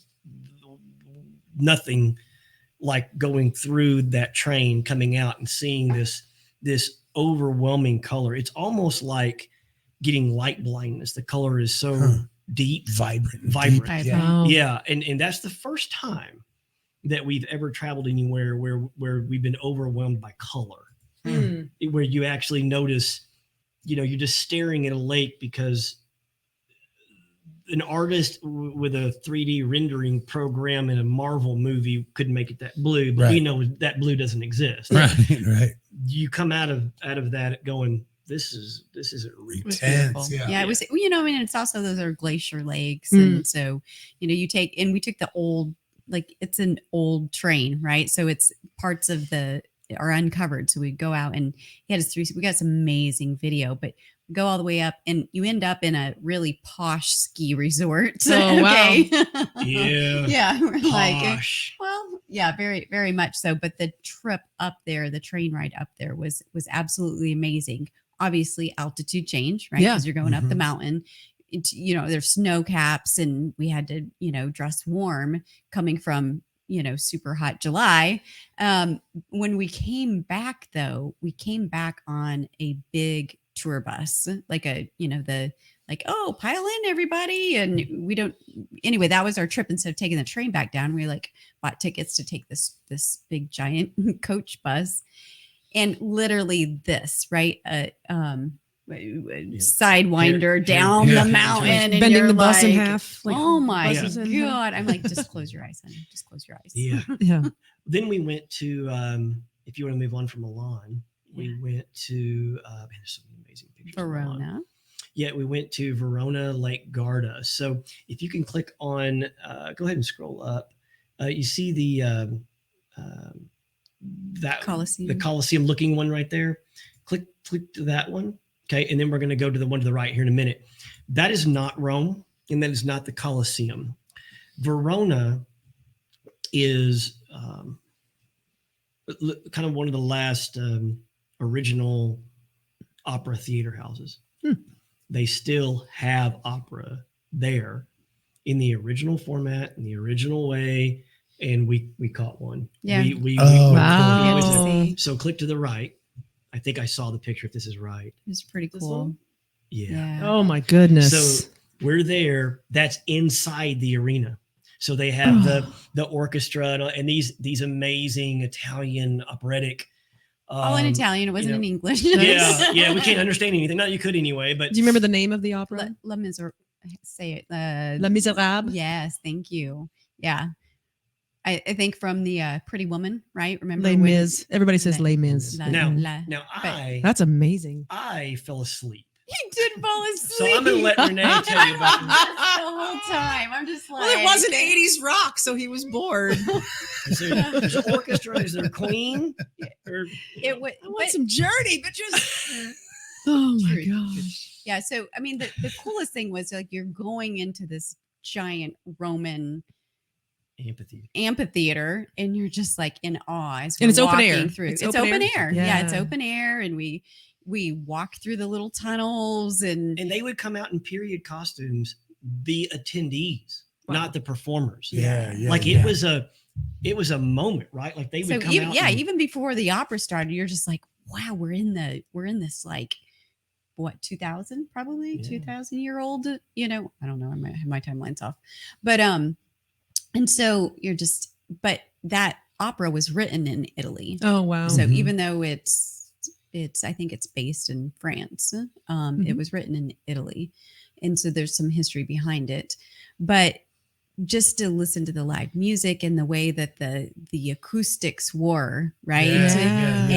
and just the costumes and just those voices. I mean, I've never been to an opera before. I'm not an opera, but I was literally in awe. I was just like, the age thing gets you. I made a joke, and like I said, it keeps coming back over and over again. Our Airbnb was older than our country. People that have been to an opera before have been like, okay, I've been to an opera. It's cool, whatever. Yes, I agree. But when you walk into these places, you can't help but feel a little bit overwhelmed of, right, but this is where the opera started. This is where it was. This is where it was written initially. I mean, this is, the day after the opera, they had gladiator battles. Yeah. I mean, Yeah. the age of the stones that you're sitting in, knowing that they hadn't been repaired or touched, and you're sitting in the same place as an emperor may have sat. It adds. It's gotta, but crazy. it was so cool that Russ fell asleep. It was so cool. It was very long. It just- I mean, it was, and Was you the- didn't. Was the period workers still selling Bud Light? Bud Light, get No. your cold. Bud. Get your No, cold they Bud had Light. little. They had little No, wine not so stations. much. No. Oh no, what's the apparetto? Right? Oh, apparetto. the- That's the I have a drink. question. Yeah. The Italians You said- have a drink. I know. I have It's- a question about it. Aperta. What do you say? I can't. Anyways, I know. it is this. Just look it up. Google it. Not now. Yeah. But at aperta, spritza, whatever, a spritza, and they drink it like it was water. Nice. Anyway, So yeah. that's- What's your question? I just had a question. In the upper left, is that a choir that's up on the stands? Yes. It is a question. So there was a choir singing along with all the singers in the opera and along In with the different orchestra. scenes. In different Yeah. scenes. Nice. That required that was really the acoustic marvel. Like you had, nobody was mic'd. Yeah. Nobody. That's so the awesome. choir, the orchestra, it was overwhelmingly detailed and loud and boomy and it was amazing. I love it. So even however many thousand years, however long it was, the acoustics are so fabulous that you can still hear a pin drop. on And don't you stage. wonder how they knew how to do that back There then? was no There was there was no. no palette. I mean, Yeah. Here's the thing. I think when you look at history and you see the marvels, like science is science, intelligence is intelligence. Right. Like as a global society, you can say we're more intelligent because of the technology innovations, because we've learned. But intelligence, there were just as many intelligent people looking for answers, looking for science, looking for physics. Yeah. They just like pushing the boundaries. Yeah, exactly. Yeah. pushing the boundaries. And people just Yeah. put something somewhere and sang a song. And if it didn't sound right, let's move this over here. It was like a lot of organic, like, this sounds like crap. Let's do something different. Let's put this over Mhm. here. Which back in those days could potentially mean tear down something you Yeah. just built for the last 11 months Right. and redo it. Right. They had a lot more patience and time. Yeah. And like, well, Yeah. doesn't sound great. We need to change the entire curve of Right. the It's, Coliseum it's too curvy. We But- need to straighten it out. or whatever. But I don't know. You know, also this Going is back the to the interesting 2 inch by thing. 2 inch Right. carving. Patience and time. Yeah. Someone But- took so much pride. Yeah. Yeah. Follow the money though, because why were those built? Those were built to entertain the people, Yeah. Mhm. to keep the people entertained. Busy. So and busy. So then guess what? The rulers, the government had more control. Hmm. Because Yeah. guess what? We're Interesting. entertaining. I mean, people. Distracted. was it Claudius? I forget the emperor, but even in Rome, you know, there was a little bit of turmoil in the transitioning of the emperor, and they came out with the new 80 days of games. And there 80 straight days of games that would get more and more and more and more, from the lions to the elephants to the, you know, Right. Right. I mean, when there was uproar, you entertained. Mm-hmm. Not much different than today. Oh, yeah. But let's move on. It's the old school Facebook. When, Old school Facebook. you know, did the entertainment come first or the political unrest? Yeah. Right. Yeah. Right. Right. You know, like, nothing is new under the sun. Or Let's just certainly say from the Italy. public didn't build those, Right. you know. right. Right. Yeah. Right. Right. And this is obviously going to be a 9-part series. That's That's a okay. 6-month trip. That's We're on okay. our second city. So, Yeah, so we did Lake Garda. That was yeah, click on very so Lake Garda had a lot The of gold. tourists. Verona and Lake Garda had a lot of tourists. All German tourists. And Yeah. Lake Garda is in Italy. Yeah, so Lake Garda, Verona area is like mid-north. So if you go Okay. That's east Venice, of let's think about Milan, there. if you go east of Milan, that's the Lake Garda, Verona area. But we didn't like Lake northern. Garda. But so many German tourists. Like, in fact, the waiters it reminded us a little bit of Branson. You know, Lake to Garda an is extent. that's perfect. Lake Garda is Italy's the Branson Branson. of Italy. Yeah. It's It's like Yeah. everybody, they pack up their cars. They can drive there in 3 hours from Germany. So they drive and they vacation in the beautiful countryside. You know, I mean, which Germany has beautiful countryside too. Right. But anyway, it's the trip, right? It's a family trip. Like families and kids everywhere, and cars with car toppers, and it was just super touristy. It was Huh. over. It was a not week. American touristy. We left pretty quick. Hmm. Yeah. That was one of the few places that we bailed and didn't like. Just as like, much. eh. Yeah, Yeah. it was very touristy. But then we went to Venice. Oh, Now this is the third time that Bucket we list. went to Venice. Second, Second, no, second. third, right? No. Okay, second. So I'm going to tell you a quick story. Check your spreadsheet. check your spreadsheet. So, so time. out, Might be third time. so We've outside of been to Italy 3 times, but we did not go to Venice 3 times. Gotcha. there we go. Check the I know, because spreadsheet. I planned the first 2 trips. So here's something cool that a couple of our friends have heard, but something that I want to definitely share. Now this was on the first trip that we did to Italy, but we've wanted to revisit it because it's so impactful. But outside of Italy, there's different small islands, or outside of Venice. There's like Mazzarbo and I can't remember the couple of ones, but one of them is the Workers Island. It's not touristy at all. It's very Murano. Murano, and there's another island, Murano Glass. If you've ever heard of this, where all the main glass came from. At one point in Italy, the specific colored glass was a very held trade secret, not let out, and you could only get it from Murano, right? Murano, and but one of the smaller islands we went to as let's get away from the crowds. Mhm. We don't like crowds. We landed in Italy the first time and non-COVID, and there's a bunch of crowds. So we left. And of course, we go on our Russ and Renee are going left. And, Yeah. you know, Yeah. so we end up on this island, very utilitarian. That's where the school systems are, or whatever. And it was connected via a small bridge to another island. And so we're just walking through this park. And we're like, can we go through the park? Where we look, and there's it's a vineyard. It's not a park. And we're like, should we even be here? But we're like, oh, let's just go through. So anyways, we go through the vineyard, and it's a really nice vineyard. And then there's a tent. We're like, oh, you can eat here. So we go up to the person. There's one table under this huge tent. Remember the Southern Revival tents? Oh yeah. Okay. Oh, yeah. The help. I mean, they just took, and infused Mhm. like that size in like a table. And we're like, but the guy's eating. So, we're like, can we get something to eat? Hoity toity. Do you have a reservation? I mean, the whole thing. And we're like, no, can we get a seat? No, I don't think so. I'm not sure why Italians are French all of a sudden. But hoity toity, they're French. Mhm. So, we basically got shunned, and I'm like, to heck with that. Let's get out of here. So we go around the corner. There's the outside, not under the tent. And there's a couple of tables out there. So that's the same thing. Like, this is the outdoor eatery, and that was the VIP area. So we like, hey, can we get a table? Same thing. Do you have like, I'm like, to heck with you, we leave. And this is lunch, not dinner. Oh, Huh. okay. So we leave. I'm like, we're just gonna go get dinner somewhere or lunch Yeah. somewhere else. Yeah. Well, there was no place to eat. It was the only place on this island to actually eat, So as we go back, and the guy's like, I can get you in. Sure. So we sit down. Here comes the sales pitch. Mhm. This guy's like, I suppose you want, I'm just gonna keep talking French.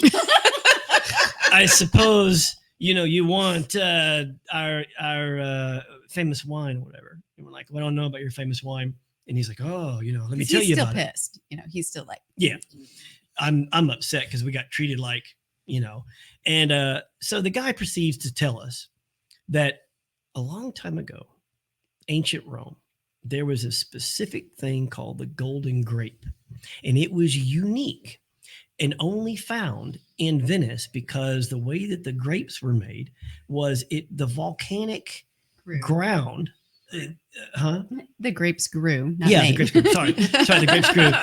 The volcanic ash underneath the soil provided acidity, but every 2 times a year, the ground would flood with the salt water. So it was a very unique thing, and it was in the history books, right? And anyways, it was this place written about. It was lost to time. Well, 50 years ago, 60 years ago, whatever. It was a monastery, so the monks Yeah. grew the grapes. and Okay. the wine. Okay. The island was dead. And anyways, the guy was coming by doing a surveyor. The guy happened to be also a sommelier on the side. And 100 years ago, something like that, whatever.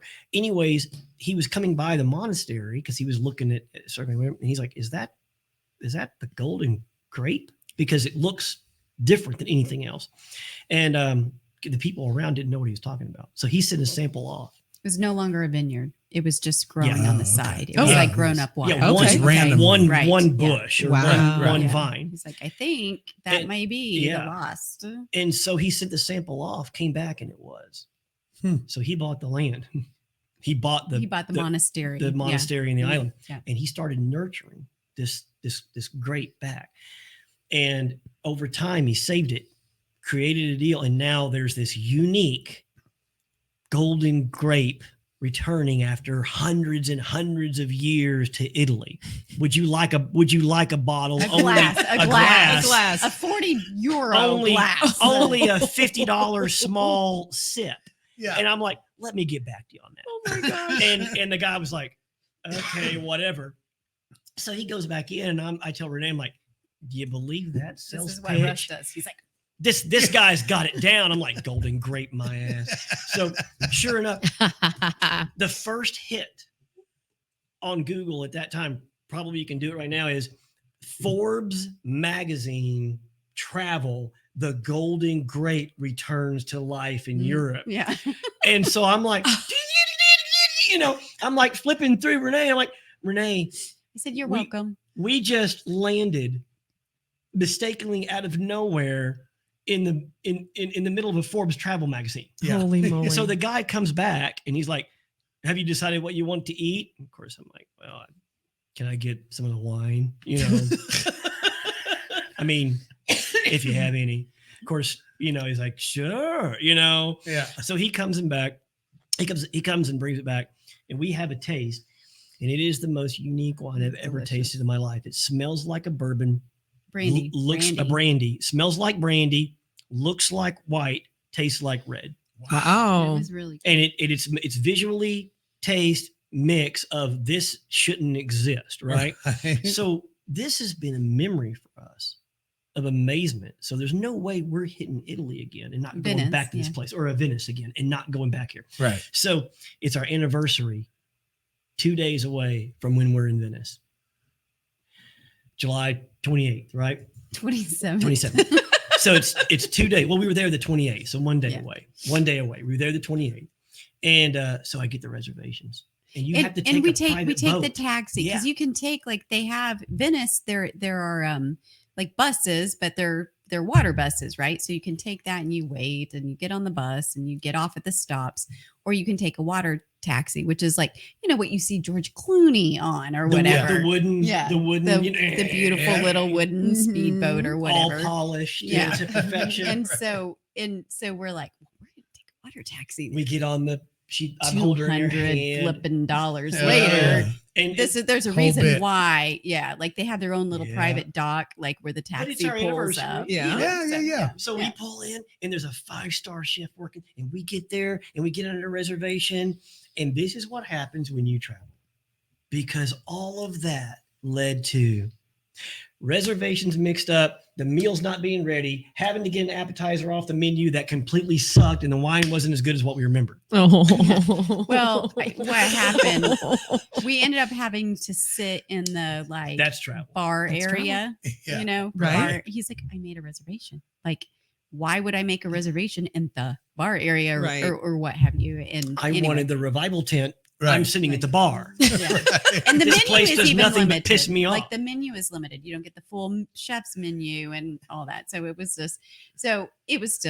fine. And they've now, I think, because they've gotten popular, have branched out with their wines, and so they're like doing a red, and they're and so we tried them. It wasn't It the wasn't same. Just not the same as the special lightning strikes. the Golden and so, Grape. And we yeah. did. We that's and just so the people are listening still by now after the 9th hour, but this is going to go for a while. We want to It's be all right. we want to be real here with travel. When we say it's good and the colors are unlike anything you ever seen, they're unlike anything you've ever seen. On the flip side, we tried to recreate halfway around the world a lightning strike of randomly appearing in a Forbes travel magazine. Yeah. And you couldn't do it.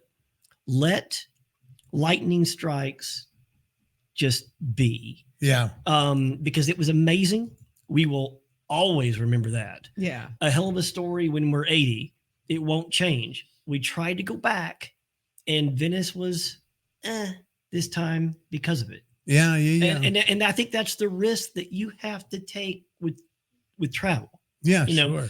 I've got one more thing for Venice, but you go ahead. Well, I was going to say, just with Venice in general, we were talking about the COVID, and Venice is always in the first time that we went to Venice, we'd driven a car from Rome to Venice across Italy 10 days, and we got to Venice and we had to drop the car off on the main island there in Venice, and we were like, get us out of this place, because it was just tourist area. It was like literally like shoulder to shoulder, and it was just chaos. Get us off of this. I'm so glad we didn't book our Airbnb on the island. We did a little side island. When we went this time, we stayed in Venice.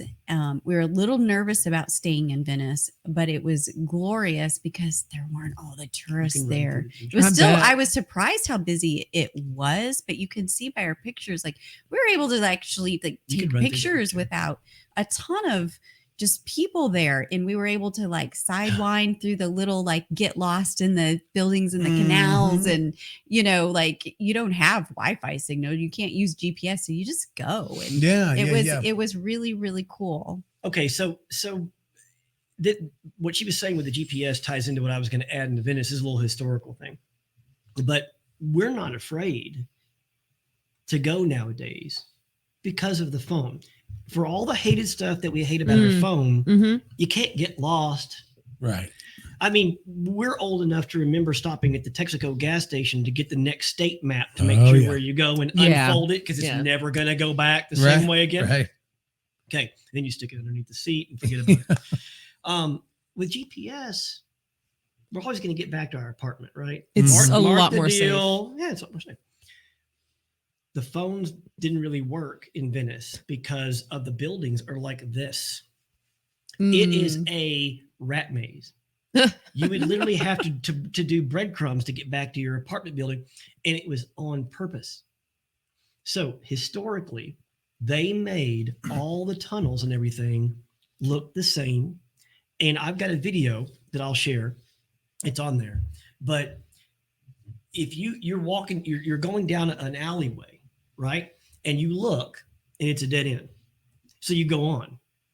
It's not a dead end. It's like a magician's illusion. You can go to the alleyway almost up to the end, and it keeps looking like a dead end until you get right up to the dead end.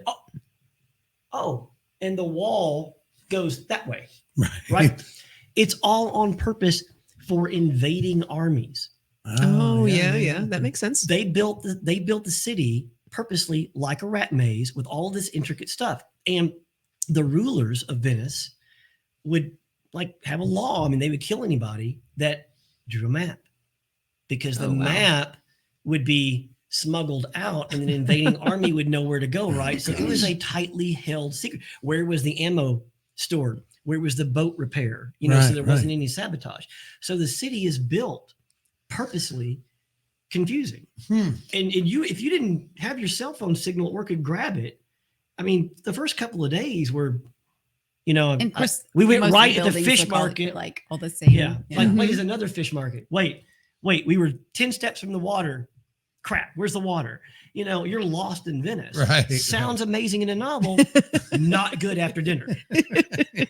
One of the things that I said earlier was like, as this trip, we're seeing all the travels and stuff, but I mean, we do have that history level or lesson. And so as we go east and go to some of the other countries, like, so we're in Venice, and again, Venetians were Venetians. They weren't Italians. Okay. And they were master shipbuilders, and they were glass, makers and all this. And they were their own, they were Venetians. And there is one side, we took a little like private little boat, like meander through the canals. And it was by two real Venetians, right? Historically, their families had lived in Venice, and they're like, sadly, because of the tourism and the Airbnbs, they said 10 years ago, there was maybe like 10,000 Venetians. I'm getting the numbers wrong. And now there's like 6,000. Less than that. There was like hundreds of true Venetians living on the island. Because of Airbnb. They someone comes in and offers you 10 times your place. Oh, yeah.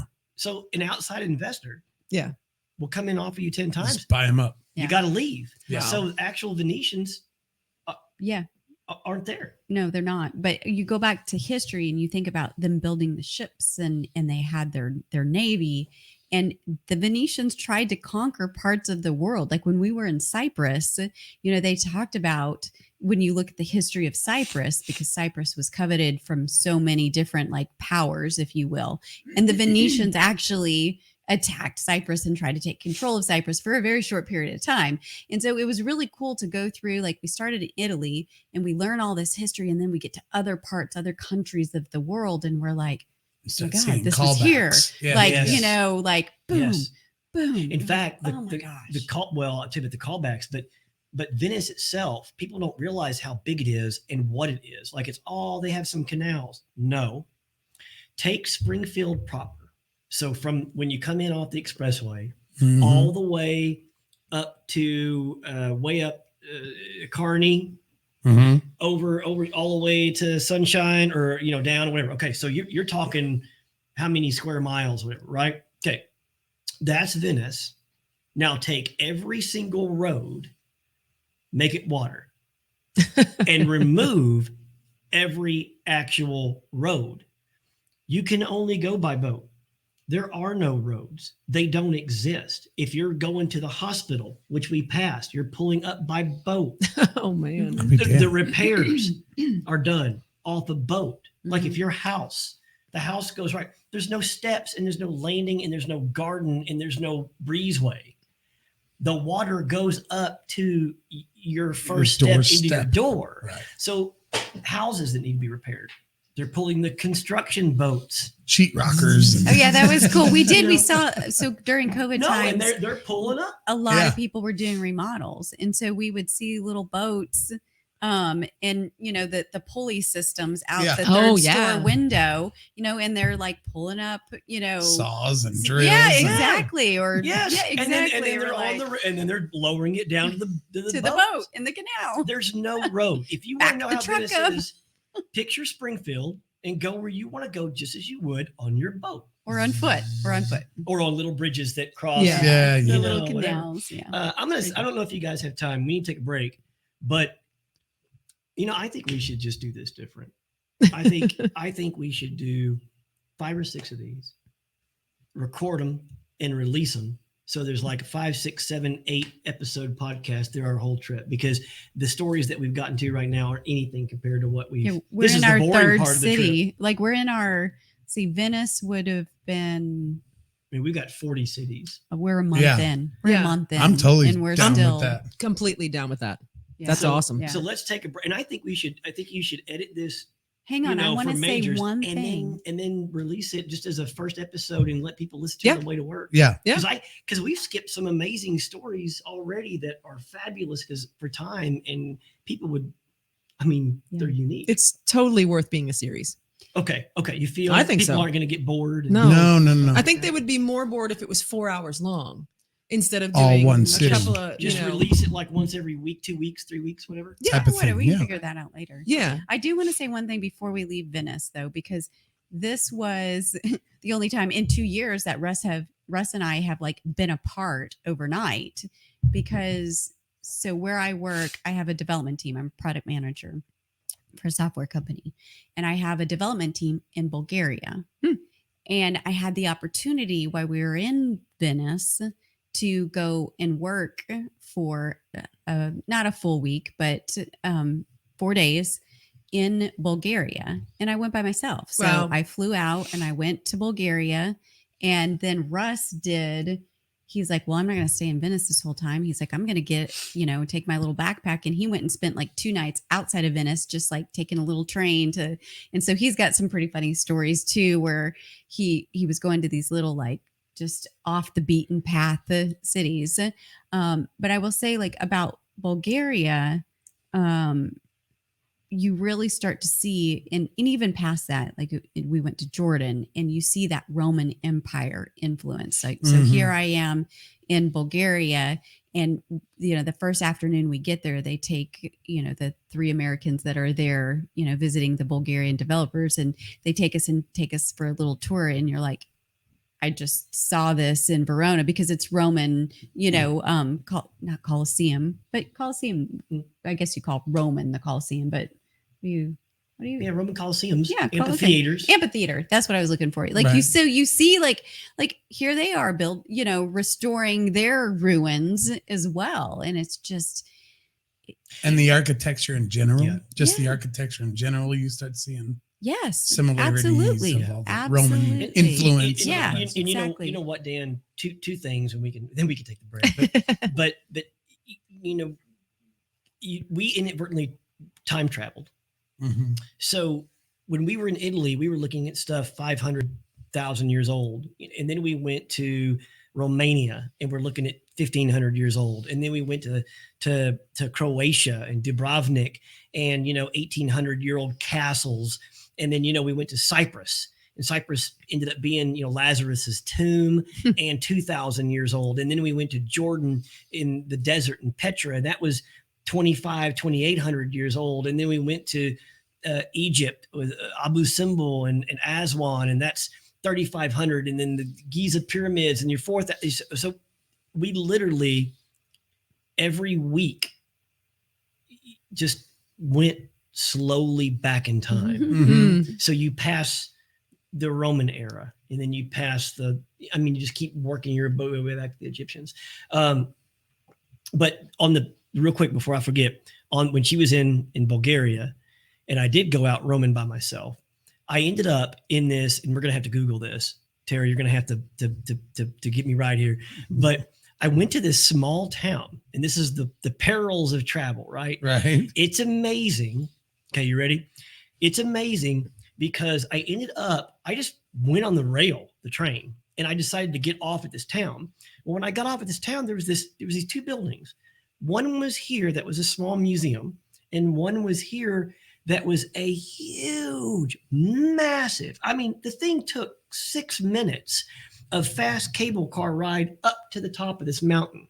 So I'm in this Swedish, anyways, it's so off the beaten path, geography wise, that they speak their own mix of Germanic, Swedish, Italian.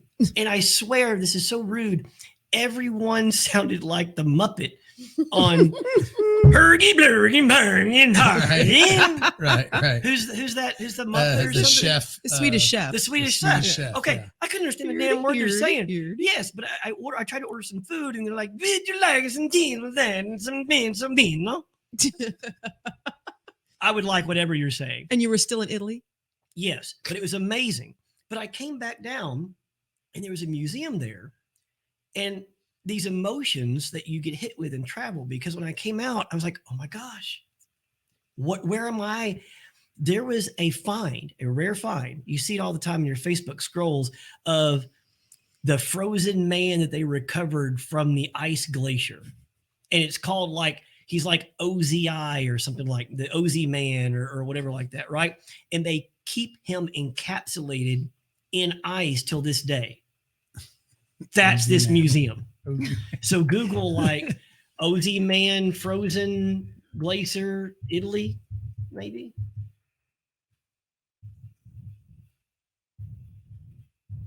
I don't think you told me this story. I Oopsie. really don't. Otzi the Iceman? OZ the Iceman. Now click. Where the hell Images. is he? Click on images. For those that are following along on the podcast, if you type in OZ the Iceman, I'm just going to show this whole page. yeah, You stumbled across this when you were just going to take a little take a little jaunt. a little solo jaunt. I'm in some town that I can't Is pronounce. that what he looks like? Yes. Is he in a cooler? He's or in a like- cooler, still frozen. I'm coming out this thing, whatever, right? I am so damn excited that I can literally, I'm almost peeing myself that I am randomly stumbled into where Ozzy the Iceman is kept in a Italian village where I don't understand anybody. So I immediately hoof it across the street, right? Right. Closed on Mondays. Oh! Otzi. O-T-Z-I. He's from the Otzel Alps in the Austrian-Italian border. Mummified corpse of a person half entombed Okay, in but ice. that's just a rendering. Like, what does he really look like? That's not really No, what he looks that- like. That's pretty damn close because that's why the rare find. They pulled him out of the ice, and the ice had basically protected him. He is the. It's not the other weird up there on the This- top. Yes, This yes, one. yes, yes. That one? But Is- they protect. Well, I don't know. It was closed on Monday. I didn't get to freaking see.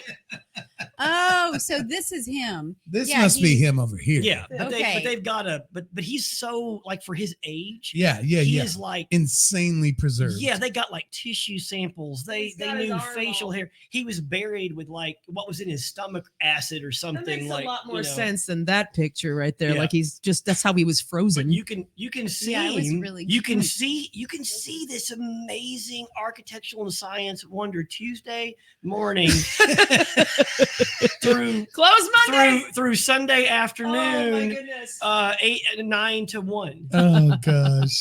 Time for a break. Time for a break. Let's see the Iceman. All right, we're gonna take a break.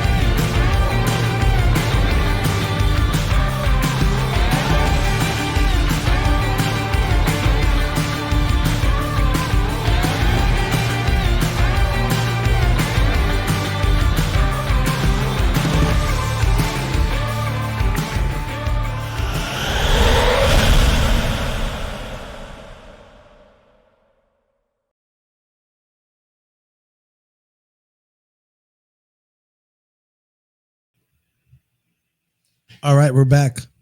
So as we just discussed before we took a break, we might want to actually chop this up a little Yeah, bit. I think we do. I think we need to definitely chop this up into And so I more think tasty morsels. I think we should just stick to what all have we covered so far. Yeah. Milan, Verona, Venice. Verona, and Venice. I want to say like Verona, Missouri. Verona. One thing we talked about on the break, which I think would be fun to kind of go back to before we even started talking about towns. Mhm. Because you had mentioned, Renee, that some people had been asking you, just like how, especially as a woman, how do you pack for a 6-month? I mean, when you guys said you sold everything, I mean, you really did. And so you're not traveling over there with lamps and coffee tables Right. and your favorite chair. You literally are like, okay, how much can you get in what? 1 bag, 2 bags? So we each had a backpack, and think like for me, we still have our work equipment. So a laptop and whatever, your headphones and chargers and all the electronics, and we did so I had a dual monitor.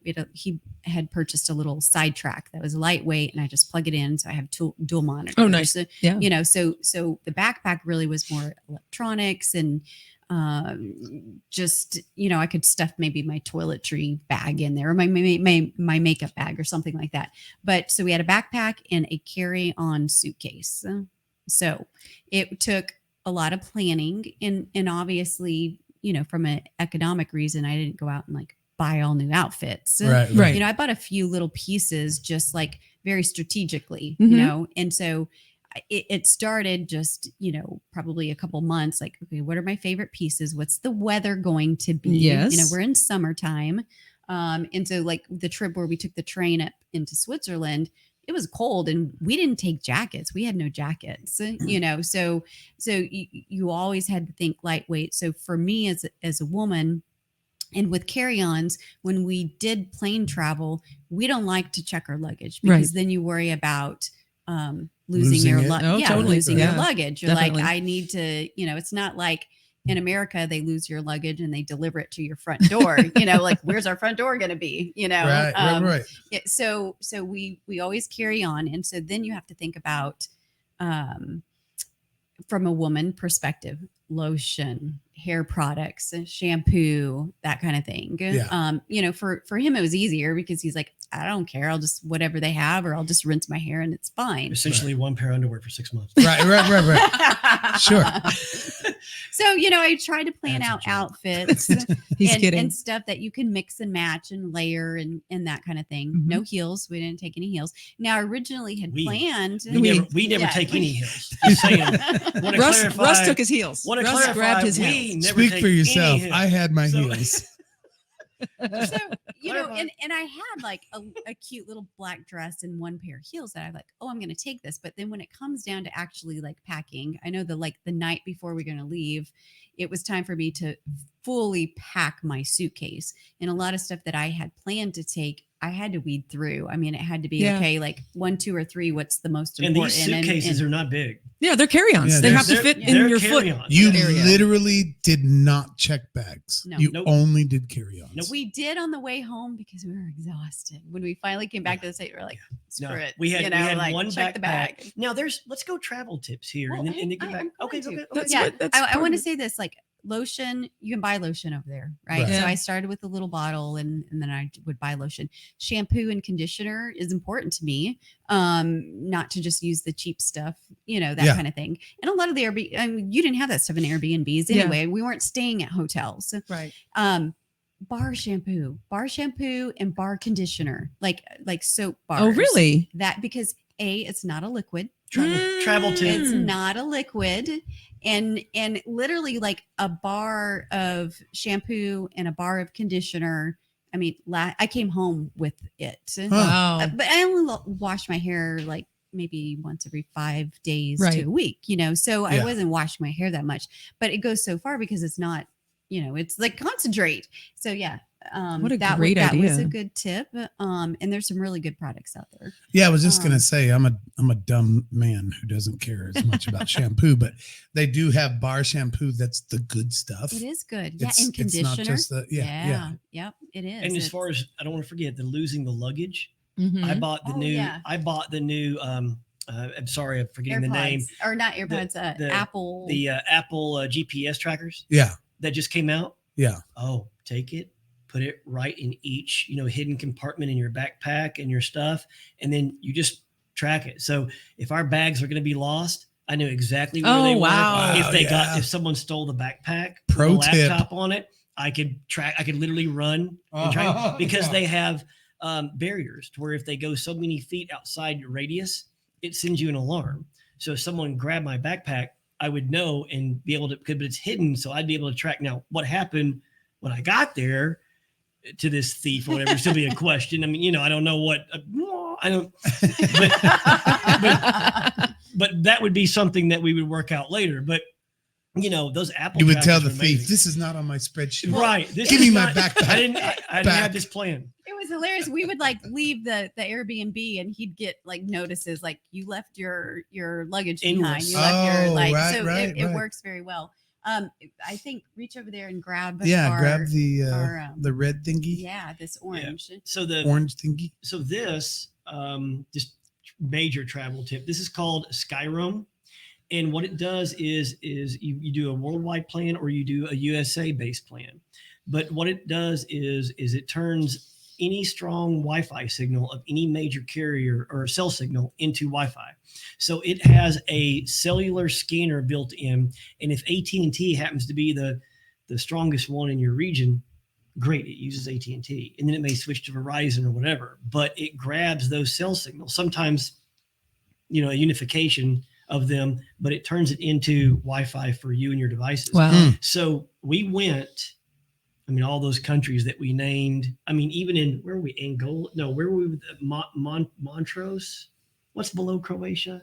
Montenegro. No, Montenegro. Okay, we were in the Highland Mountains of Montenegro, and still got high speed Wi-Fi. Wow. And No the cell thing phone is, carriers. No swapping out the. Yes, that's it. They're always like, how do you do your cell phone? Right. Your cell phone plan at international, like AT&T is like $10 a day and you can whatever, no roaming or what have you.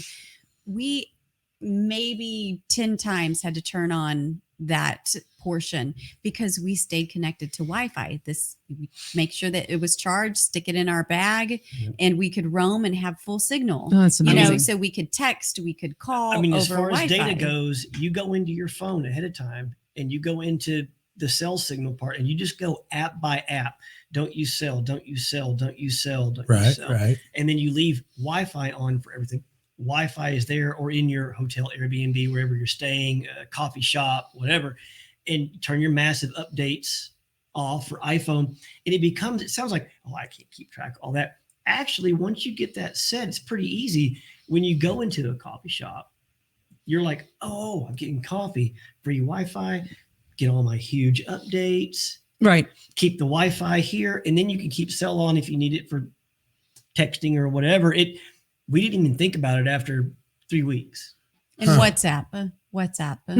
That was kind of our lifeline to the family and the kids. Yeah. Mhm. Because yes, we had, with our iPhones, you can do iMessage, but pictures are big. So when we wanted to share pictures, WhatsApp automatically condenses everything down. Yeah. And so we were able to receive their pictures. They could receive ours without a lot of bandwidth. Yeah. And drain on your. And what I did as far as clothing, I did make an investment. I did a lot of research on my clothing, and there are two brands. I forget the pants, but the other brand that I ran across is called Untuckits. I don't know if you're familiar. Oh, with them. yes. Yes. I need to get him some of those. Okay, so they are form fitting. Mm-hmm. Okay, and I think I'm wearing one right now. Yeah, you can see Yeah. it's tapered on the sides and etc. and really nice, but they are literally the most sturdiest clothing. You can wash these things it sounds like a commercial, but He is not sponsored by no Untuckits. sponsored by, could care less. Not yet. Right, but you can wash them incredibly. They breathe. They're warm, cold, whatever, etc. But I wear them for work, out nice or whatever. But I got those as far as shirts and nice pants, not jeans. But I'll tell you something else too that matches is when we travel, we want to fit in kind of wherever we go. Mhm. We don't want people to look at us and be like, oh, Tourists. they're tourists. Yeah. Because Sloppy Americans. people will Mhm. say that because then you get treated like a tourist. Yeah. Right. Yeah. Right. There is a definitive bonus to getting in places, to looking a certain way. Don't open your mouth, don't speak, but look European and you get in. And Renee said the same thing, sloppy Americans. This may be hard for people to hear, but once again, it's unfiltered, unadulterated truth. Europeans view Americans as very sloppy. Yeah. No one over there wears athletic shorts Yeah. and Yeah. sweats. athletic Yeah. shorts and sweats and all that. Pajamas and But Crocs. and if you're in athletic shorts and tennis shoes, you're literally working out. Yeah. So people over there, like I would be dressed very normal in a button up and whatever. So it's not high society. It's just people really take a lot of pride in how they look. Everything. I mean, people would just go and be walking out in the street in a nice blazer and a button-up shirt with some very classy jeans and some really nice shoes, and they're going to the grocery store. yeah. Yeah. They're not coming to and from work. They take fashion, especially in Italy, very, very seriously. Yeah. So if you're dressed normal, and we got to where you can always tell Americans traveling by two things. One, the way they're dressed, and two, how loud they are. So when you get on the train system, everybody's quiet. Yeah. It's like a Japanese or Chinese style a train system. It's everybody's on their phone. They're talking anything. Nobody's doing anything. Right. Right. No one's talking, and they're not talking. They're not talking. They're not talking loud. Sure enough, 4 stops in, I didn't even notice it. I didn't even recognize it. And then boom. Oh, I don't know. And this is what I told her. I told her she could just do something different. And you're like, oh, Americans. Even you guys were like, oh my God. After a month, you start getting inside yourself where you're just like, oh, I know it's And Americans. the I know funny it's thing is Americans. We're Italians just- are loud. They're Yeah. very like. Oh, yeah. I mean, you can Yeah. you can see, like, But are not they mad? Because you don't know what they're saying, right? So they're like, are But they not mad? Are on they yell? They're just public- that's how they communicate. Mhm. But they there's a time and a place. Yeah. Yeah. Yeah. You Yeah. know. Yeah, Yeah. and it's not out and I mean, they're having their out at restaurants. Everyone eats outdoors in the table and stuff like that, and they're talking and they're having a normal deal. But the people you can hear over everybody are the Americans. And it's not South, it's not North. It's just we tend to generally and people may be listening. They're like, well, I dress. Yeah. I'm talking generalizations. A lot of Americans do not dress nice. Mhm. They dress slouchy when they travel, and they are loud. Yeah. And the reason I feel comfortable saying that is because we didn't look like Americans and we weren't loud. So the locals felt comfortable talking in front of us. Yeah. And when they would talk, they would say things like loud, sloppy American, Yeah. so Right. you can only hear that so many times. They're like, are we really that bad? You start questioning, and then you start seeing and hearing, and you're like, oh, we are that Yeah. bad. Yeah, you start noticing. And I think that's the thing. Like a lot of like when we would get stopped by locals and asked for directions. Oh. We're like, Yeah. Oh, that's sorry. funny. Yeah, like people would speak to us Yeah. in Italian, and Of course, Sorry. of course, it would go We're just like, like English? this. They would go, excuse me, do you know what I'm saying? We're like, in Italian. in though. Italian. And Yeah. we're like, English? And they're like, oh, sorry. Right. Like they're almost like, I can't believe I just asked an American. Uh-huh. Yeah. Of course, the opposite of that, we're like, Gotcha, bitch. we're like, We're yeah, like, yeah. We did it. The opposite, we're like, we're looking good. Well, Renee, you could totally pass as an Italian. I mean, Oh yeah. 100%. You could probably pass as a northern Okay. Italian. No. Yeah. No. Okay, we're gonna diverge. All and right. talk about Okay. DNA real quick. All right, side story, DNA, because this came up quite a bit too. We took our DNA test before we left. Oh, how fun. Yeah. yeah. No. So when you get your DNA test, you get what all American. By the way, this DNA testing, this is an American thing. Right. Europeans don't do it because the same 9 generations have been. They don't need a DNA They got test. it. Yeah. So the whole concept of a DNA test are fascinating to them because when we talk to them about it, every country where it came up, they were like, "And you test for this." They just couldn't We just know. And Like, this is a thing. Europeans just Right. know. And so yes. And so we would so the test to come back, you want to know like 10% from Africa, 20% Germanic. It's exciting, right? Right. So Renee gets hers. The melting pot, right? Right, That's right, what we are. right. That's Yes. what American is. And so Renee gets hers and it's right? So they come with like a heat map. So wherever your bubble is, so if you're 50% Germanic, it's whatever. So I open up mine, and mine must be broken because I just have one big orange dot that like covers up the whole map. I'm looking at other pages, I'm doing Where's the rest of it? the leaflet, and no, apparently I'm 95% English, British, in fact, Northern in Yorkshire, where there is literally a town that you can Google called Wetherby. My last name. That's awesome. Where they are known for their sheep herding and beer. And my family crest is a ram. So all the mystery is gone. Not only do I know where I'm at, but I'm the most boringest human being on planet Earth because I literally have 90% of my ancestors here. And we had many people say, "Oh yeah, like we thought he was English because he had he looks English." Just the look. to Yeah. them. In fact, they went further and it became disturbing. It became disturbing because they would literally go so far as to be like, "Oh, you're English." Or What do you mean I'm English and you're tight with money? Yeah, totally stereotyped him. What does And that mean? even one guy at one point said, because he had been with us a couple days, this is when we were in Egypt, and we'd been with him a couple days, and then we were talking about the DNA test, and he goes, "Oh, that makes so much more sense." And he's like, you gripe about everything and everything's so detailed. I knew you were British. And I'm like, okay, whoa. Because I'm all about the science, but anyways, this went back and forth. Apparently it's a thing. Apparently the DNA thing is very American. Foreign people, or to us, don't understand it for all good reasons. And British are known to be kind of turds. My DNA is, and I know nothing about sheep, by the a way. mix of Northwestern European. Okay. That's what. Mm-hmm. So yeah, exactly. And I there were a couple Spain times. and No, Portugal really, and no, actually not. Really? I mean, Italian, French. I think there's a little bit of German in there, Irish as well. So I'm a pretty good mix. Yeah, Mhm. you're the melting Of pot. that. And it's a funny story. I'll go quick, but my family it would have been my mom's great grandmother. So my great grandmother was supposed to be Creek Indian. I was going to she ask if you have taken- Native American. Right. That's been in my family, like the story, like the baby was taken off of the Trail of Tears. Oh, Like wow. she was handed to a white. And anyway, DNA totally blew that out. I have more. No Indian.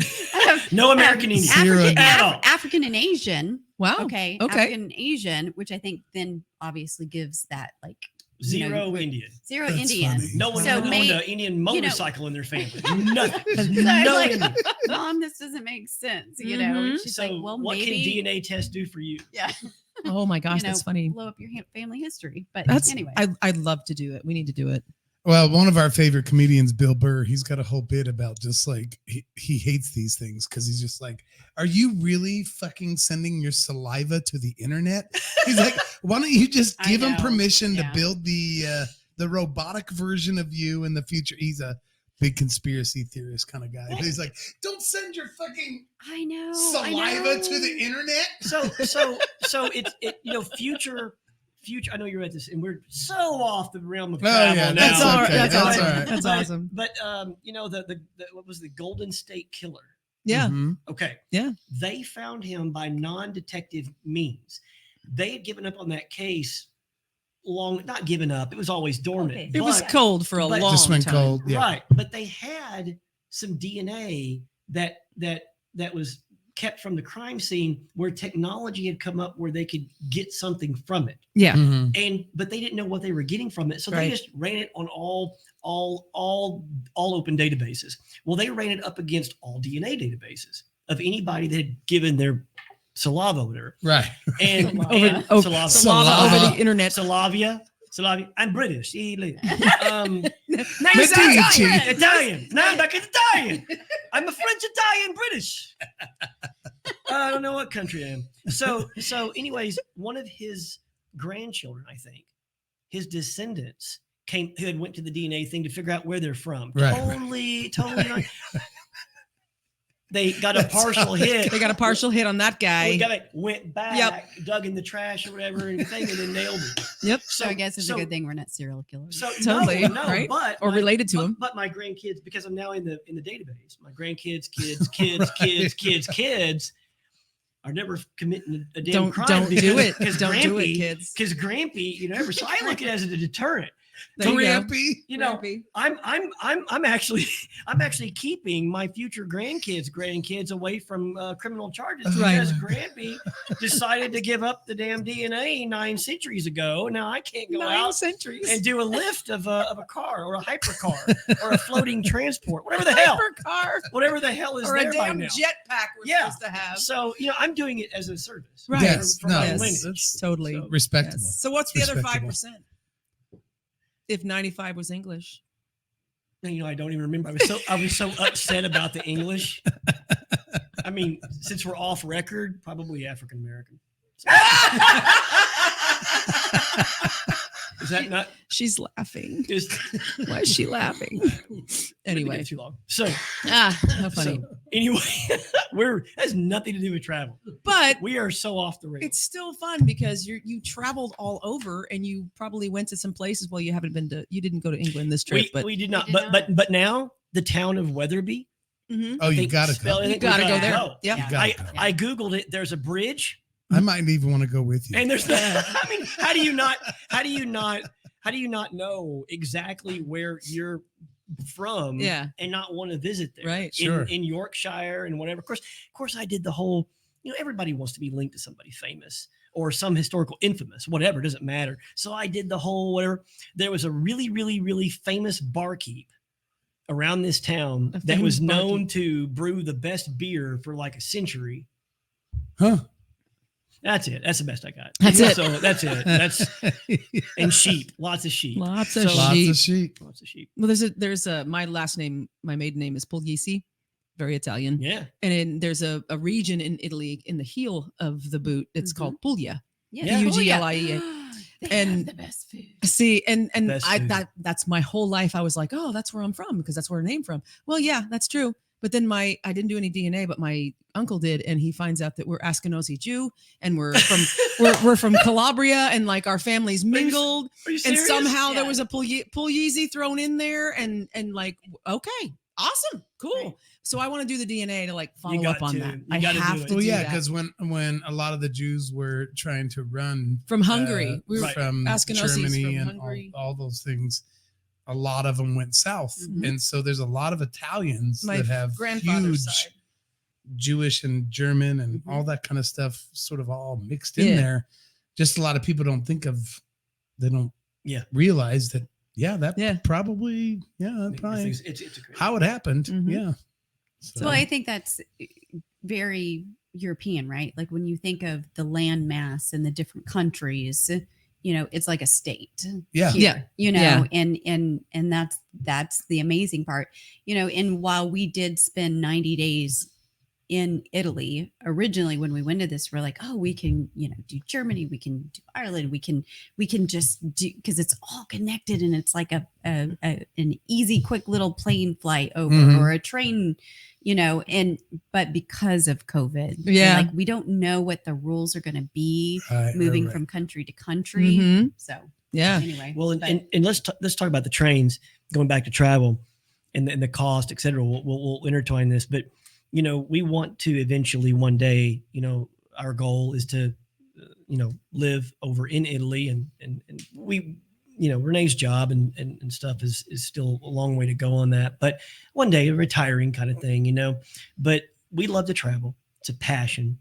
And the difference in travel over there is obviously easier, because if you think about it, if we want to go from here to Italy, you got $2,000 plane flight, etc. Right? Okay. We want to go from here to Germany, $2,000 plane flight. Okay. If you're in Italy, to jaunt over from Milan to Berlin is like $62. I was going to say 50, I mean, $60. Yeah. I mean, train on a speed train, whatever, $40, whatever. It's the price difference is, of course you would think, well, it's closer over there. It's like going from, St. Louis to Oklahoma City or whatever, but it doesn't sink in until you're over there, just how close and connected everything is and how close you are to that history. Yeah. Because they used to band together and get crusades and take 6 months to go from here. So there's a major war here, and then their entire lives, a major war over here. Yeah, if you're in a car, it's an hour and a half, and you can see both wars, or or whatever. Right. So you get almost overwhelmed. But the key thing there is trains. There's a picture, Tara, over here, the red one over right there. Yeah, can you bring that up? Put that on screen. So one thing that was amazing, I cannot stress this enough. Okay, I am absolutely just ate up with this. The train system over there is incredible. It's high speed, fast rail, cheap, where it's like days of yore before 9/11 with security and entrance away. So here's what I can describe an entrance way from Milan or like Venice. It would be like going into the Battlefield Mall. You park, everything's nice, clean, there's brush, but there's stores, nice stores, like name brand, stores, nice fancy coffee like in place. an airport terminal. Yeah, Sure. like Okay. a nice airport terminal. No security. Not one bit of security. Now I say this, and then next week there's going to be a Milan bombing or something. Oh, geez. But you got to go through and like show them that you have a train ticket. yeah, train, Sure. but no one's Sure, looking sure, at your stuff. I mean, you got bags and backpacks No and whatever. passports. They No don't. passports. Yeah, exactly. And you wait there, and sure enough, I mean, pretty regularly, the train speeds in, stops, doors. It's it's air conditioned coach. They have big leather seats. It links back. There's people coming through like an airport, nicer though, like an airplane, nicer. Do you want coffee, a cafe, so and so? It takes off on time, 3 stops, whatever, $20. Wow. I mean, and this happens. They've got a nice integrated app. You just choose where I want to go. Here's your listing, thing. Does it like an Apple integrated card, goes to your account 90% of the time. 90% of the time. It's incredible, fast, clean, going from major cities to major cities. We didn't rent a car. We didn't fly. We trained all the way down Italy until we got to a ferry to cross over to the Alohan Islands. And it was an amazing experience. Now I will say, I mean, we became pros at it, right? Yeah, Right. sure. When we were in Milan, of course, that's one of the biggest train stations there in Milan. Our first time, and we knew when the train left, but they're true platforms. Just like, you have your terminal numbers or your gate numbers, like you have the platform. But the difference is with like an airline, way in advance what gate you're at. Okay. But here you don't know what platform your train leaves. So we're like in and I mean, we have our bags and we're trying to, how does this work? And so I'm sure if we had some video of us, like we're like wandering around and you just start watching people, like he's like, well, what, we're going to miss the train. We're going to we got to know the platform. And, he's checking the app and there's no platform. We don't know where to go. And so I'm like looking and all the people, they have these big boards, right? These big digital boards that show like the stops. And I mean, maybe 10 minutes before the train is supposed to arrive, that's when you get your platform. Wow. So everybody's gathered around and they're just watching the board because they don't know where to go either. So I think that's So finally. you felt better. Yeah, we're like, okay, no, I'm like, wait. What are they looking at? We're not the only ones that don't know where we're going. Yeah, we're like, okay, So- and then So it that's was just like, that's what you do. That's you another just, travel tip is to just not be afraid. Just I have mingle and I have see to- how it's done. I have to clarify, Tara. I said 95% of the time trains are awesome and whatever. So that leaves the other 5%. Sure. This is like the other 5% of British, right? This is we were traveling. This was near an Italian. We were on our way to a beach town, and Finish this off. Oh, I already poured it. Here. the There you go, baby. the train stops. Okay. This is about 11 o'clock at night. We're trying to Thanks. get back after a long day at an Italian beach town, which is another story. The train stops, and I guess there was a strike or something. So apparently Italians go on strike like they're drinking after dinner. I mean, seriously, strikes happen randomly all the time. And there's like governmental feuds with the workers associations there. And then they'll be in a meeting. We were told this by locals because we're like, what's happening with it? And it happens all the time. They'll be in a meeting. And if there's a negotiation problem where someone needs leverage, they'll be like, Everybody on strike. all right, well, on strike. And Strike. they'll literally text, and it'll go out to all of these workers, some of them being the conductors on active trains. Just shut down. Just shut it down. Boom! Train shuts down on the Middle track, of nowhere. and the conductor gets off. Like a flash On mob. his Like, phone, like like- a flash mob. Yeah. Okay, stop the train. Everybody go. So there'll be these complaints and people tweeting, and the damn system's down again. And then they're like, all right. Well, back to the negotiating table. Got another text. Whatever. And then everybody get back on the train. Wow. So I cannot stress how weird this is to be on, and everybody, it's like a clockwork, robots, because everybody is so used to it that you're on the train and you're like going, and then 11 o'clock, I get an hour, next man go, what's going on? And Conductors Of off. course, they come over Smoke. they talk over we don't speak Italian, and we're like, What here the we hell's are. going on? We just pretend like we know what's going on. So We're we're like, sitting there, and half the people get off the train and go smoke. So I guess we'll go smoke too. You start talking to people, and they're like, negotiations, whatever. And you start talking to them, they're like, just get the government. They'll be back, swear. Sure enough, Oh my 30, gosh. 35 Wow. minutes, back on the train. Train system going again. And of course, we're like, no. We've been using the trains a lot. So how often does this happen? Especially 11 o'clock at night. So I have to be Oh my completely As, Yeah, as not awesome as it corporate. is. Yeah. Yeah. It's not a lot, but they were so used to it that nobody that wasn't an actual Italian freaked out. They were just like, negotiation, smoke break, Oh my gosh. And the conductor got off. The conductor got back on again. Do you know how? Now that's the thing. Do you know what? It would be on CNN Oh gosh. Oh my gosh. Yeah. if the train says so. While I was in a luxury reclining leather chair, I got my packet of nice coffee and whatever. I mean, all that's still true. And I got to have that while I was on my forced break out in the middle of nowhere, Italy at 11 o'clock at night, trying to get back home. Total strike. Wow. Instantaneous strike. And then it's over pretty quick though. Yeah. Wow. I'm sure there are times when it's not. Yeah. I mean, Sure, just our sure. experience was. Holy cow. And they're like the high speed. Those are the nicer luxury ones, and they go. That can cut down a 11-hour train ride to a 4-hour. Oh, train wow. ride, because there's the regional trains and they're slower. Yeah. And They they're stop a lot. Yeah, they Yeah. stop a lot. They're a lot less, expensive, but public transportation there as well is, it's all classes. And I think that that's a little bit different in the States. It may be on the coast, like especially the East Yeah. Coast, right? That's pretty common. You take the train up Yeah. and down. Yeah. But when we think of, I grew up in San Diego and we were very poor when I grew up, and we rode the public bus a lot because that was the only transportation we had. Yeah. There was several years we didn't have a car.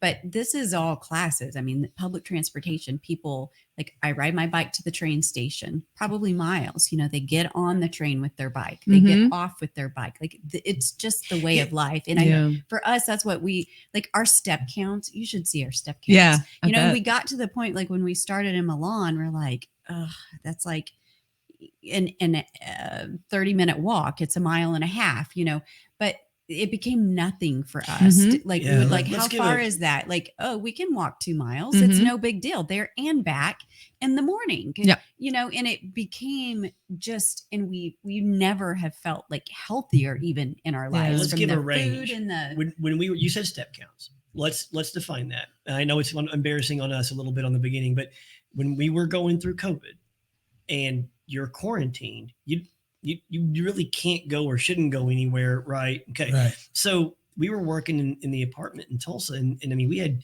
1,500 steps in a day. Mhm. I mean, and that's with walking the dog and everything else. Okay. in a day. I It- don't even think we had that. In a Yeah, day, but 1 week. No, it was a week. 1,500 steps in a week. Oh, wow. Because it was you were just in that tiny apartment and you work and you go to bed and you go to the restroom and you go to bed and you go whatever. Something. We had 18,000, 19,000 Mhm. in Italy. Right. And the difference is along with those trains, those bikes, not a lot of people have cars. Everything is close. So you walk close, be relative. She's right. If you want to go to the grocery store right now, if you guys wanted to go to the grocery store, you'd jump in your car. You'd walk out to your car, drive to the grocery store, Yeah. 5 minutes or so, get Yeah. your groceries, take your car, come back, and then whatever. How many steps? How much activity did you do getting your groceries? There, you have to bike 30 minutes of thing, walking the deal. Yeah. Take the Yeah. carry your groceries, groceries. carry your groceries you, back, like, pedal back. I mean, you're doing 2 hours getting your groceries. Yeah. Yeah. And it's sometimes I don't want to go into the weeds on it, but Yeah. I was just going to say. sometimes it's interesting how people are just so enamored by their healthcare. Yeah. And it's like, well, they're doing a whole lot of more Mhm. walking To keep and you healthy. exercising and doing things that makes Yeah. you, Do you know? It's amazing healthy. it's amazing how It's- much these people walked and ran and went, and they walked it was no. and their Oh, healthcare is so much better than ours. Right. Well, yeah. Well, I It's would- like, I no would- shit. In I Florence, would echo what Renee said, though. I mean, no, remember Florence. I would echo what Renee said. It's nothing for them to get up out of their chair and go for an hour to the barber or whatever. Yeah, They're not yeah. driving. They're not getting their car out. They may not have a car. They're not taking the train. It's time to get a haircut. They're just walking an hour. When we came over initially, that was way foreign to us. Yeah. In a period of a month, it was in our system. We would look at our phone and be like, oh yeah, that's just an hour and a half away. That's just an hour and a half away. We would be dying to walk. Yeah. Exactly. Just saying an hour and a half away. Yeah. We'd be out of breath. Right, and then right. over there in a month, we were like, oh yeah, hour and a Mhm. half. Now that doesn't mean halfway through. We were like, whose idea was it to hour and a half? Right, Yeah. right. shoes are important. Shoes are very So, important. You know, You that's were saying another Florence. travel tip. There's your travel Like, tip too. Yeah, Yeah. shoes are Shoes. important. But yeah, you just your get feet adjusted. go- You get adapted to it. Yeah. And then all of a sudden, Yeah. that's not weird. If the grocery store is 6 blocks away, it's like, oh, I'll run grab some eggs, Yeah, exactly. which you we don't just mind. don't think to do here. Yeah, my It doesn't cross brother- my mind. Yeah. My brother's been living in Sweden since 2000.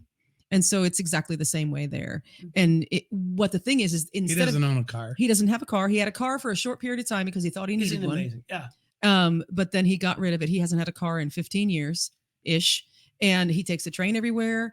If he goes to the grocery store, there's a bunch of little markets around. Yes. Instead of a big conglomerate Yes. grocery store where you get 5 carts worth of food, no, you shop daily. Yep. And you get what you need for the It's just day such a different on mentality. your Well, way back and- from the train And station. with that, you said Exactly. the key thing there. You shop daily. There is still a butcher. There is still Yeah. a vegetable Yeah. stand or whatever. Yeah. Their job is to bring in their.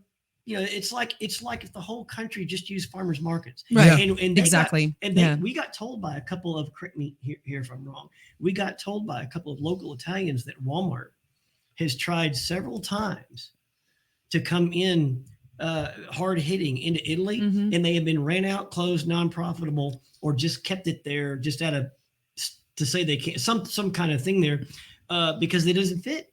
Yeah. It doesn't fit their culture. They laugh at it. And one of the biggest things that we know, and I'll transition here and you take it from here, but the food. So we noticed considerable difference in food. So who knew that chicken breasts weren't this big. Right. The first time, and I'll tell on myself, the first time I ordered a chicken breast in Italy, I was kind of a little ticked off for it because my first thought was, where the hell's the rest of Where's it? the rest? Right. What am I supposed to eat? Right. Because it's only this big.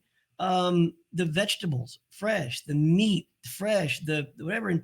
And I'll tell you, I lost, I had a plan before we left, I lost about 20 pounds, got down a little too low for my liking, but I did it on purpose because quite frankly, I was going to eat 20 pounds.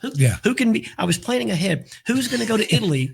Who's on the spreadsheet for 90 days and not expect to gain 20 pounds? Right. So Yeah. I lost 20 on purpose from not eating American food, the Sonic and the Taco Bell, whatever, to purposely gain 20 back and enjoy it in Italy. Right. I wasn't going to go over there. I didn't gain it back. And I'm telling you, and you ate. I ate. Yeah. I ate. I'm healthier. I had more energy. That wasn't just from the walking. I had the energy to do it. Mm-hmm. The food was so incredible tasting. It was all fresh. There was no hormone type stuff. Now there was some differences. The major part being, every food was better than what America had, except for beef. It may have been the hormones, but they cannot do a steak. We went to 9, 10, 11 countries. Nobody can cook beef. I get the whole Kobe beef, whatever it is, Japan based. It doesn't matter. Anything beef, steak, barbecue, Yeah. America rules. No other country. They're all proud we of haven't it. been to South America. but- Okay, you're right. Argentina, stuff like that. But they were so proud. Oh, wait till you try our beef. Wait till you try our whatever. And we're like, oh, great, this is going to be fabulous. You guys need to come to America because apparently the Midwest just you guys have no idea. But besides Killing you on this. besides beef, It's the one thing we do right. everything else was absolutely amazing, healthier and tinier and whatever. I mean, what would you expound on that? I think the simplest of everything, like Italian diet, and even in the other, obviously we spent most of our time in Italy, and we didn't just eat out either. We ate out, but we also shopped at the market because we stayed in Airbnb, so we cooked as well. Mm-hmm. And so we did go to the grocery store, and like he was saying, the chicken breast. I was telling you guys on break, like the meat, the fresh meat section is just tiny, It's just so big. and the you're like It is the fresh meat section is this big. yeah. Yeah. And Wow. of course they do a lot of obviously like the cured meats because that's their heritage, if you will.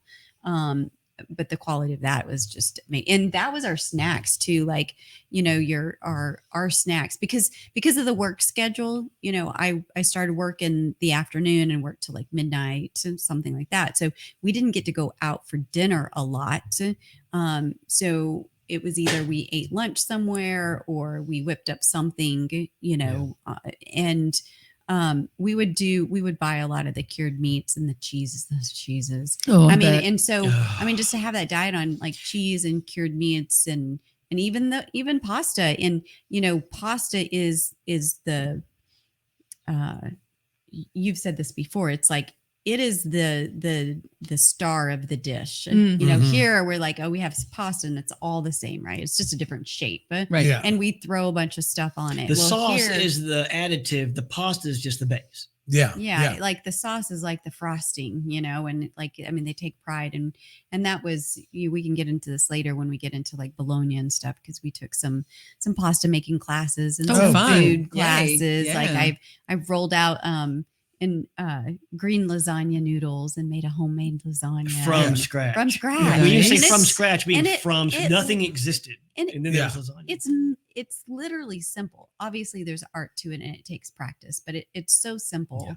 And the ingredients that go into it, but it all, it's just perfected and blueberries. I remember we were in Milan the first week and I bought just a little pack of blueberries from the little market. Like you said, Mhm. Every few blocks or whatever, like our convenience stores with it's all, prepackaged Yeah, bull yeah. crap. Yeah. And no, there's some of that, but it's wine, Yeah. wine and fresh fruits and juices and, you know, a little bit of meat and cheeses and fresh dairy and the best blueberries I've literally ever had in Milan. Like you expect that to be, I don't Countryside. know, a countryside or Yeah, whatever, yeah, but yeah. it's like No. in the middle of Milan, and I buy a little package of blueberries, the best blueberries I've And- ever had. And talk about going to the store. I mean, the opposite side of travel, there were several times, you know, she mentioned Bag your own stuff and Oh, you yeah, bring your bag own your bag. Oh wow. Mhm. Like, Okay. and nobody like balks about it. Yeah. You know, there were several times where, you know, I went to the grocery store. Renee's working, and I'm going to the grocery store, and I'll be honest, I spent 15 minutes in one section trying to buy heavy cream.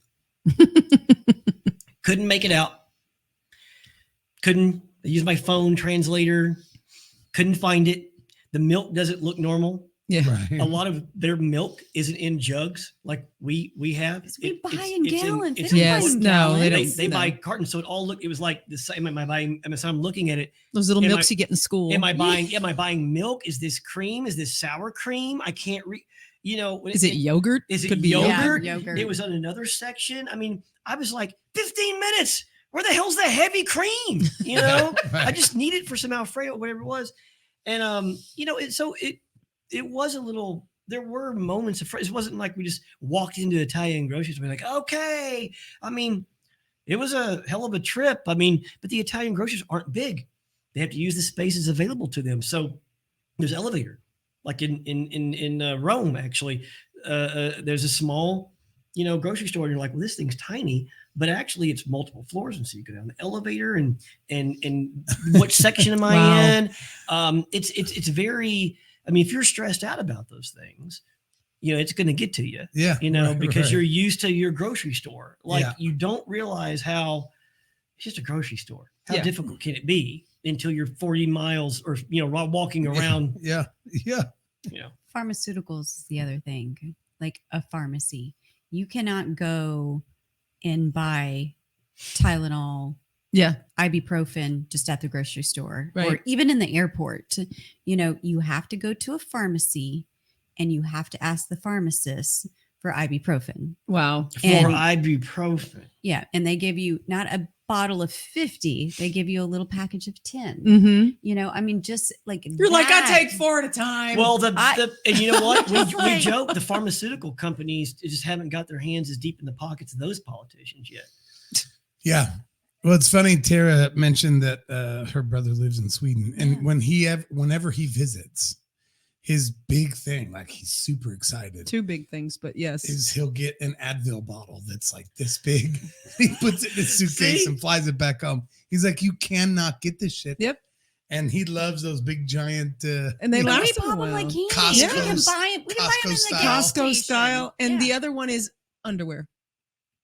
He can't find like he can't find like a packet of 10 men's underwear briefs for whatever money. You have to buy one at a time. It's like $10 each Well, I didn't, in Sweden. like I said, I just had one. So Yeah, you That's just, just have the one. you just But had the one. But she's right. We the medicinal is really just locked down there Oh yeah. Huh. immensely. Like you can't get even the simplest of things. Like I remember I hurt my foot a little bit. It got agitated with all the walking on the uneven rocks there.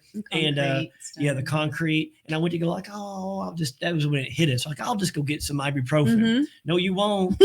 No, nine things later, you know, one, the shops aren't open.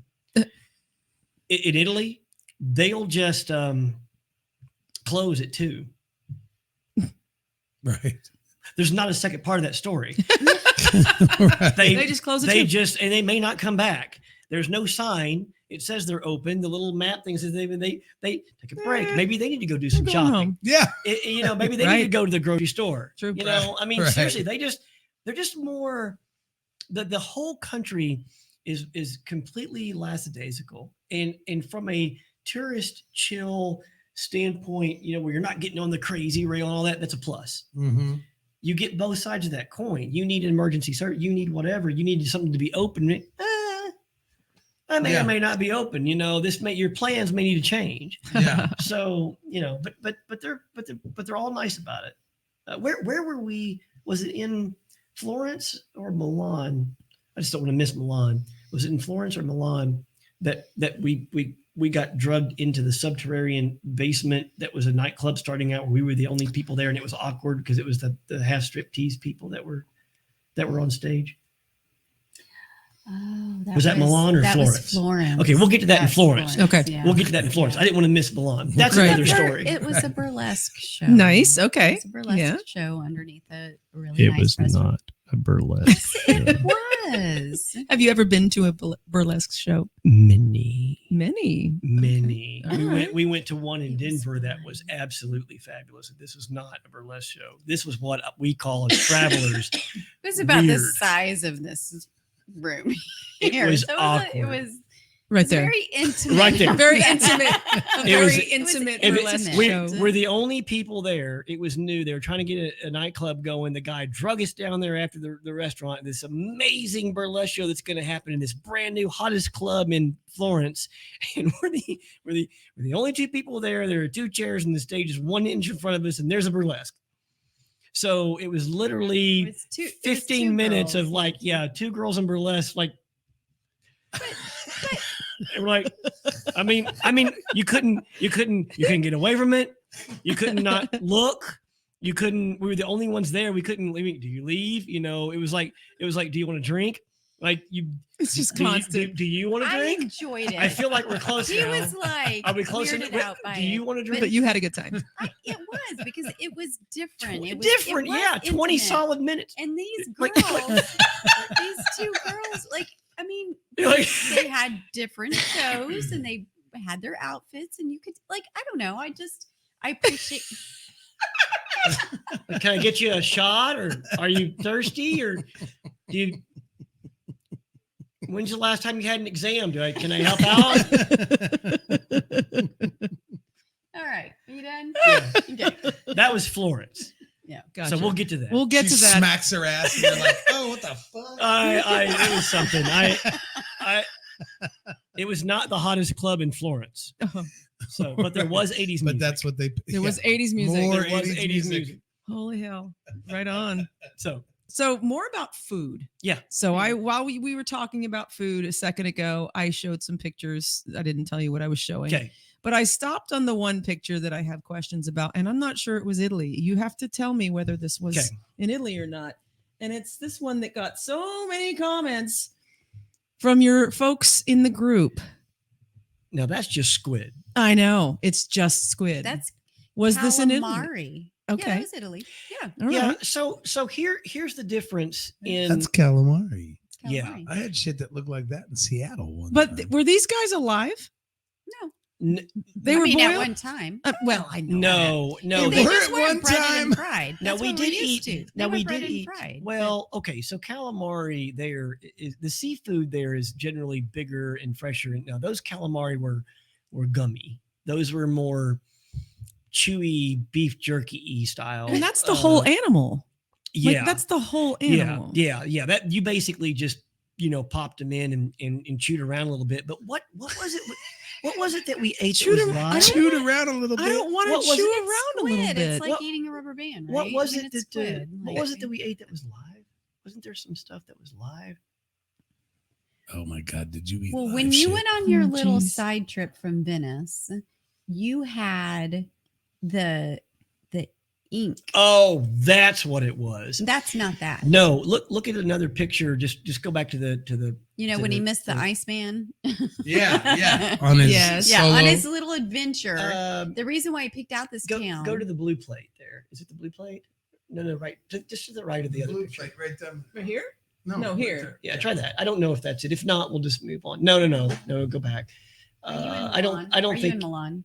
Yeah, this is later. We'll have to find it later in Venice. Okay. Well, So there was an edible that was consumed. Ugh. So an edible. there was A food. a food black. Okay, so the squid produces ink. Yes. Okay, Right. that black ink. Yes, octopus squid. That black ink, expert chefs can take and make a sauce. And we're talking this stuff. You can't get a drop on your clothes. I mean, it's ink, and they don't add much to it. They just It's cook Sharpie. it. It's nature's Sharpie. They make sauce out of Delicacy. it. It's a delicacy. They make sauce out of it in a pasta. And the thing is a lot of people try or duplicate it, but there's very few chefs that make it the original way. The original way, back a long time ago, is disgusting. And they managed to replicate that disgusting today. Oh, goody. So the people that made it, that were famous for it, that were the Venetians. Of course, seafood, right by the coast. Sure, And sure. then it spread out, all over. So I was in Venice. Hey, went in Venice, right? Right? Yeah. And Well, you were outside of Venice, weren't you? Or I were was in you still? Venice. Yeah, okay. And so I find, look up and do a little history research, etc. And there's like one chef that was available that made it. So I went to this restaurant, ordered it, ready, whatever. It You swallowed really. We heard that. Did you? Yeah.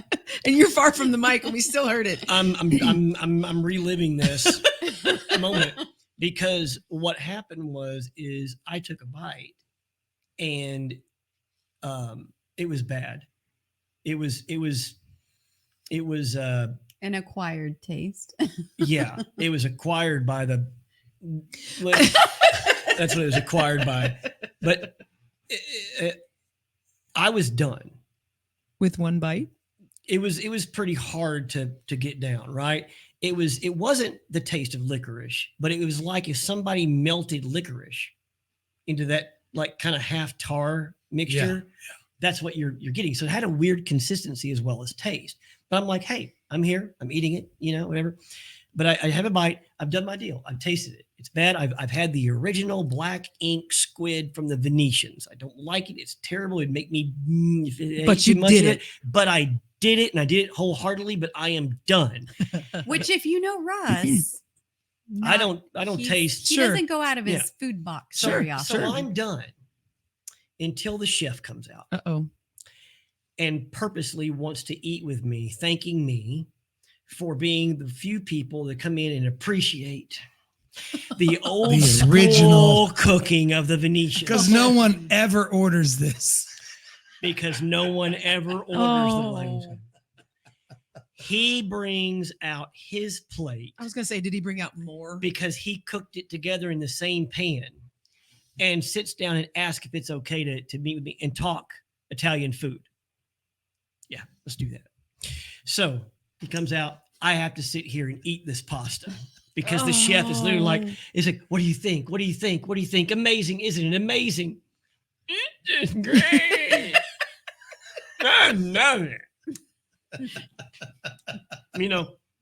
Trying not to literally in the plate make it taste better. So anyways, that's the first time I got handed a meal by a chef on our trip where I almost just tanked the plate. The second was on an island in the Alowans at the top of a volcano where a chef shoved a fish eyeball in my mouth. Oh, and nice. let me eat it. So, different story. We'll get to that. Yes, but I managed it. Look it up on the internet. Venetians black ink squid. You can prepare it at home. You can prepare it at home. There's probably a YouTube video. YouTube Oh, video. boy. Have at it. Melt some licorice on some pasta spaghetti. You're at it. So Like actual licorice, not the candy. Like yeah, the Wow. yeah. But we did. We tried. We went out of our box. Sure. We ate all kinds of different food. Some of it was incredible. The green lasagna was You were something that talking was about, amazing. But that's not it. Puglia. Yeah.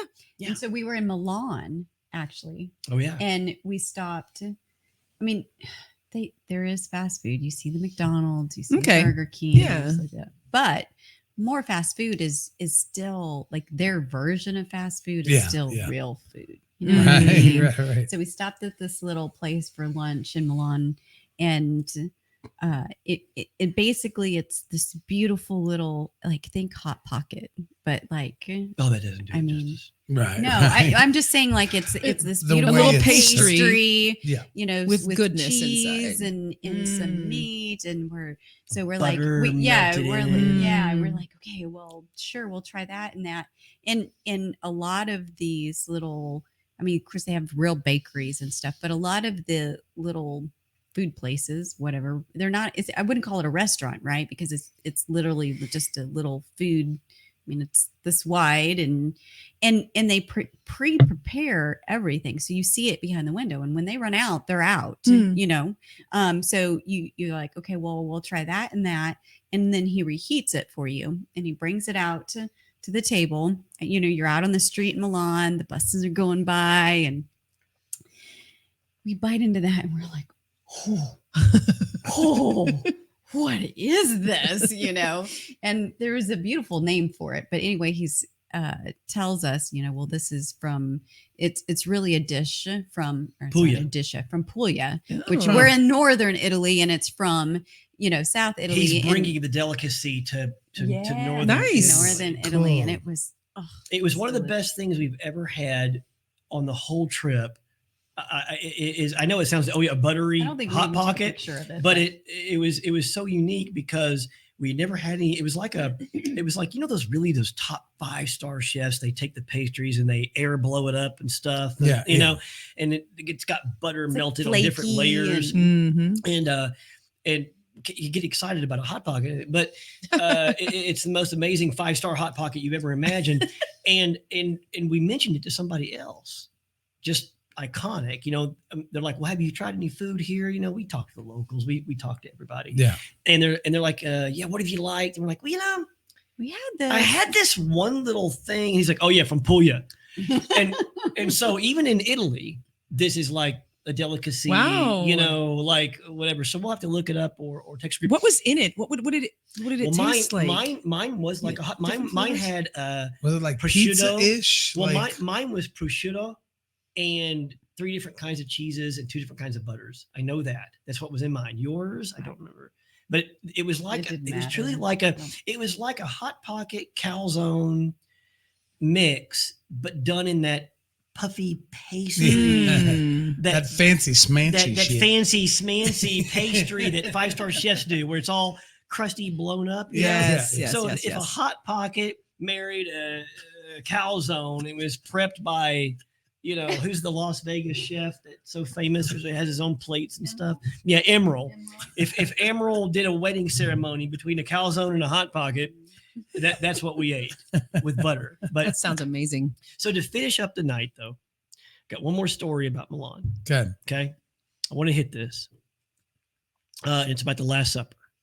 Okay. Okay. Something I want you to Google at home or whatever, because we didn't know this. Maybe you know this, but we don't. But we've got pictures. Got amazing video. Oh, I'll share about the video, which I Yeah. shouldn't have. But the Last Supper, you know, Da Vinci painted it, and they always show the same picture on the internet. It's the same picture where it goes right down to the table. Yeah. Well, what they don't show you is 2 things. One, that's not a painting. That's literally a mural on a wall, and it's huge. It's a huge wall at the end of this gallery, right? Well, what they don't tell you is that gallery is where it was basically the monks' dinner table. It was their meeting Their hall, dining hall. dining Okay. hall, right? So the The monastery. complete wall at the end of this thing is the Last Supper. But what they don't show you below that is the door. So at the bottom of the Last Supper, if you look on the picture, there's a little picture that looks like it's part of the table. It's round. It's not. That's the top of a door. So what happened is Da Vinci painted this. And then, of course, he passed away, however long went. The monks still use the monastery.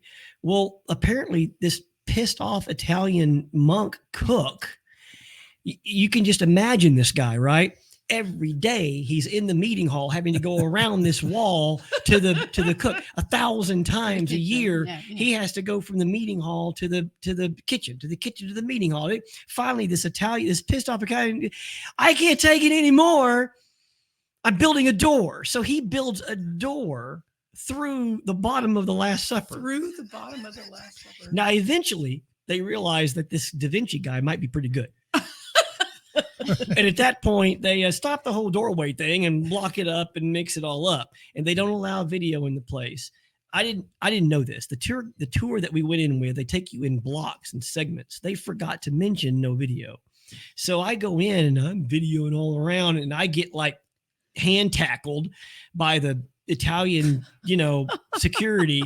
But that's why you don't see a lot of this, and people don't include a lot of the pictures. But if you go online, you can see the bottom of the Last Supper is actually a doorway of a pissed off cook.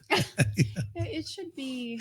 Who just wanted a shorter walk to the kitchen. You can just picture this guy. To hell with it. To hell with it. I'm sick and tired of walking, or whatever. Maybe I'm French. Yeah, I don't think. Frenching it I up. don't know that the monks were probably that. I don't know. Maybe they were. So it's still a cathedral. So where it's at, it's still a cathedral. It's actually still a monastery. It's run by the monks. No, I don't want Amazon. And Oh, are you looking it up? That right there? This Yeah. thing? Yeah. Go ahead and click on that and switch over and look at it. So you can get a better picture, and you should. Oh, it's going to be so small. Okay. But I'll still put it up. But that is not the table to the Last Supper. That's That's a freaking door. a pissed off cook's That's legacy. Pissed off. that does kind of give you a little perspective of how big that mural How big the is. mural Right, is. Yeah. right. The mural is, And the detail, right? my Amazing grandparents had a big painting of the Last Supper, Uh-huh. in their living room for as far as I can remember. And, in reproductions of it, the prints of it, you don't ever see the door. But, No. and I never knew that it was a mural. Yeah, I didn't know it was a I mural. didn't either. I thought it was a painting in a gallery but it is. It's a mural here. And the that's cool funny. thing, there's two little pieces of this story when we go in and see it. And at the other side of the dining hall, there is another beautiful mural. It wasn't painted by Leonardo, but so they commissioned him to paint this, and he was taking forever. Like he'd been on it like a year. And so across from the cathedral is another little like tourist area. Like, oh, you can see Leonardo's apartment where he lived. Right. Well, the only reason he lived there is because he wouldn't finish the painting. And they are like, forget this. Get his ass over here. He's going to stay across from the monastery so he'll finish the damn painting. Leonardo was essentially a lazy artist. Yeah. So I yeah. can So I know that relate. was- I can relate. Yeah, I so get they're it. like, I get it. It's like, Move I don't over want to here. finish the stupid wall. Yeah. But it survived the World War II bombings. Oh, wow. And so Yeah. that was cool. So, when they built the door, they didn't realize what they had, and then World War II, they're like, oh, this is, and so there are pictures in this little museum, I guess you'd call it museum, but it's the monastery. And there are pictures of, after the bombings. Mhm. And I mean, the whole thing, like the Wow. cathedral was bombed, but they knew what they had. And so they sandbagged, they put some reinforcement kind of ceiling type thing. And there are pictures where like middle of the dining hall, everything around it is all rubble, but it is Oh my standing. Wow. Yeah. Wow. So it Wow. was pretty That's cool. a great piece of history right there. Yep, Yeah, yep. it Very is. cool. World War II, couldn't touch it. Pissed off Italian cook, He put a door. He got his door. He got his door. almost took it I'm down. so sick of walking through here. There's a lesson there. The Germans, not that big a deal. Mm-mm. A pissed off Italian chef, you don't screw with. That's right. You don't screw with it. True. Hilarious. Thank you guys.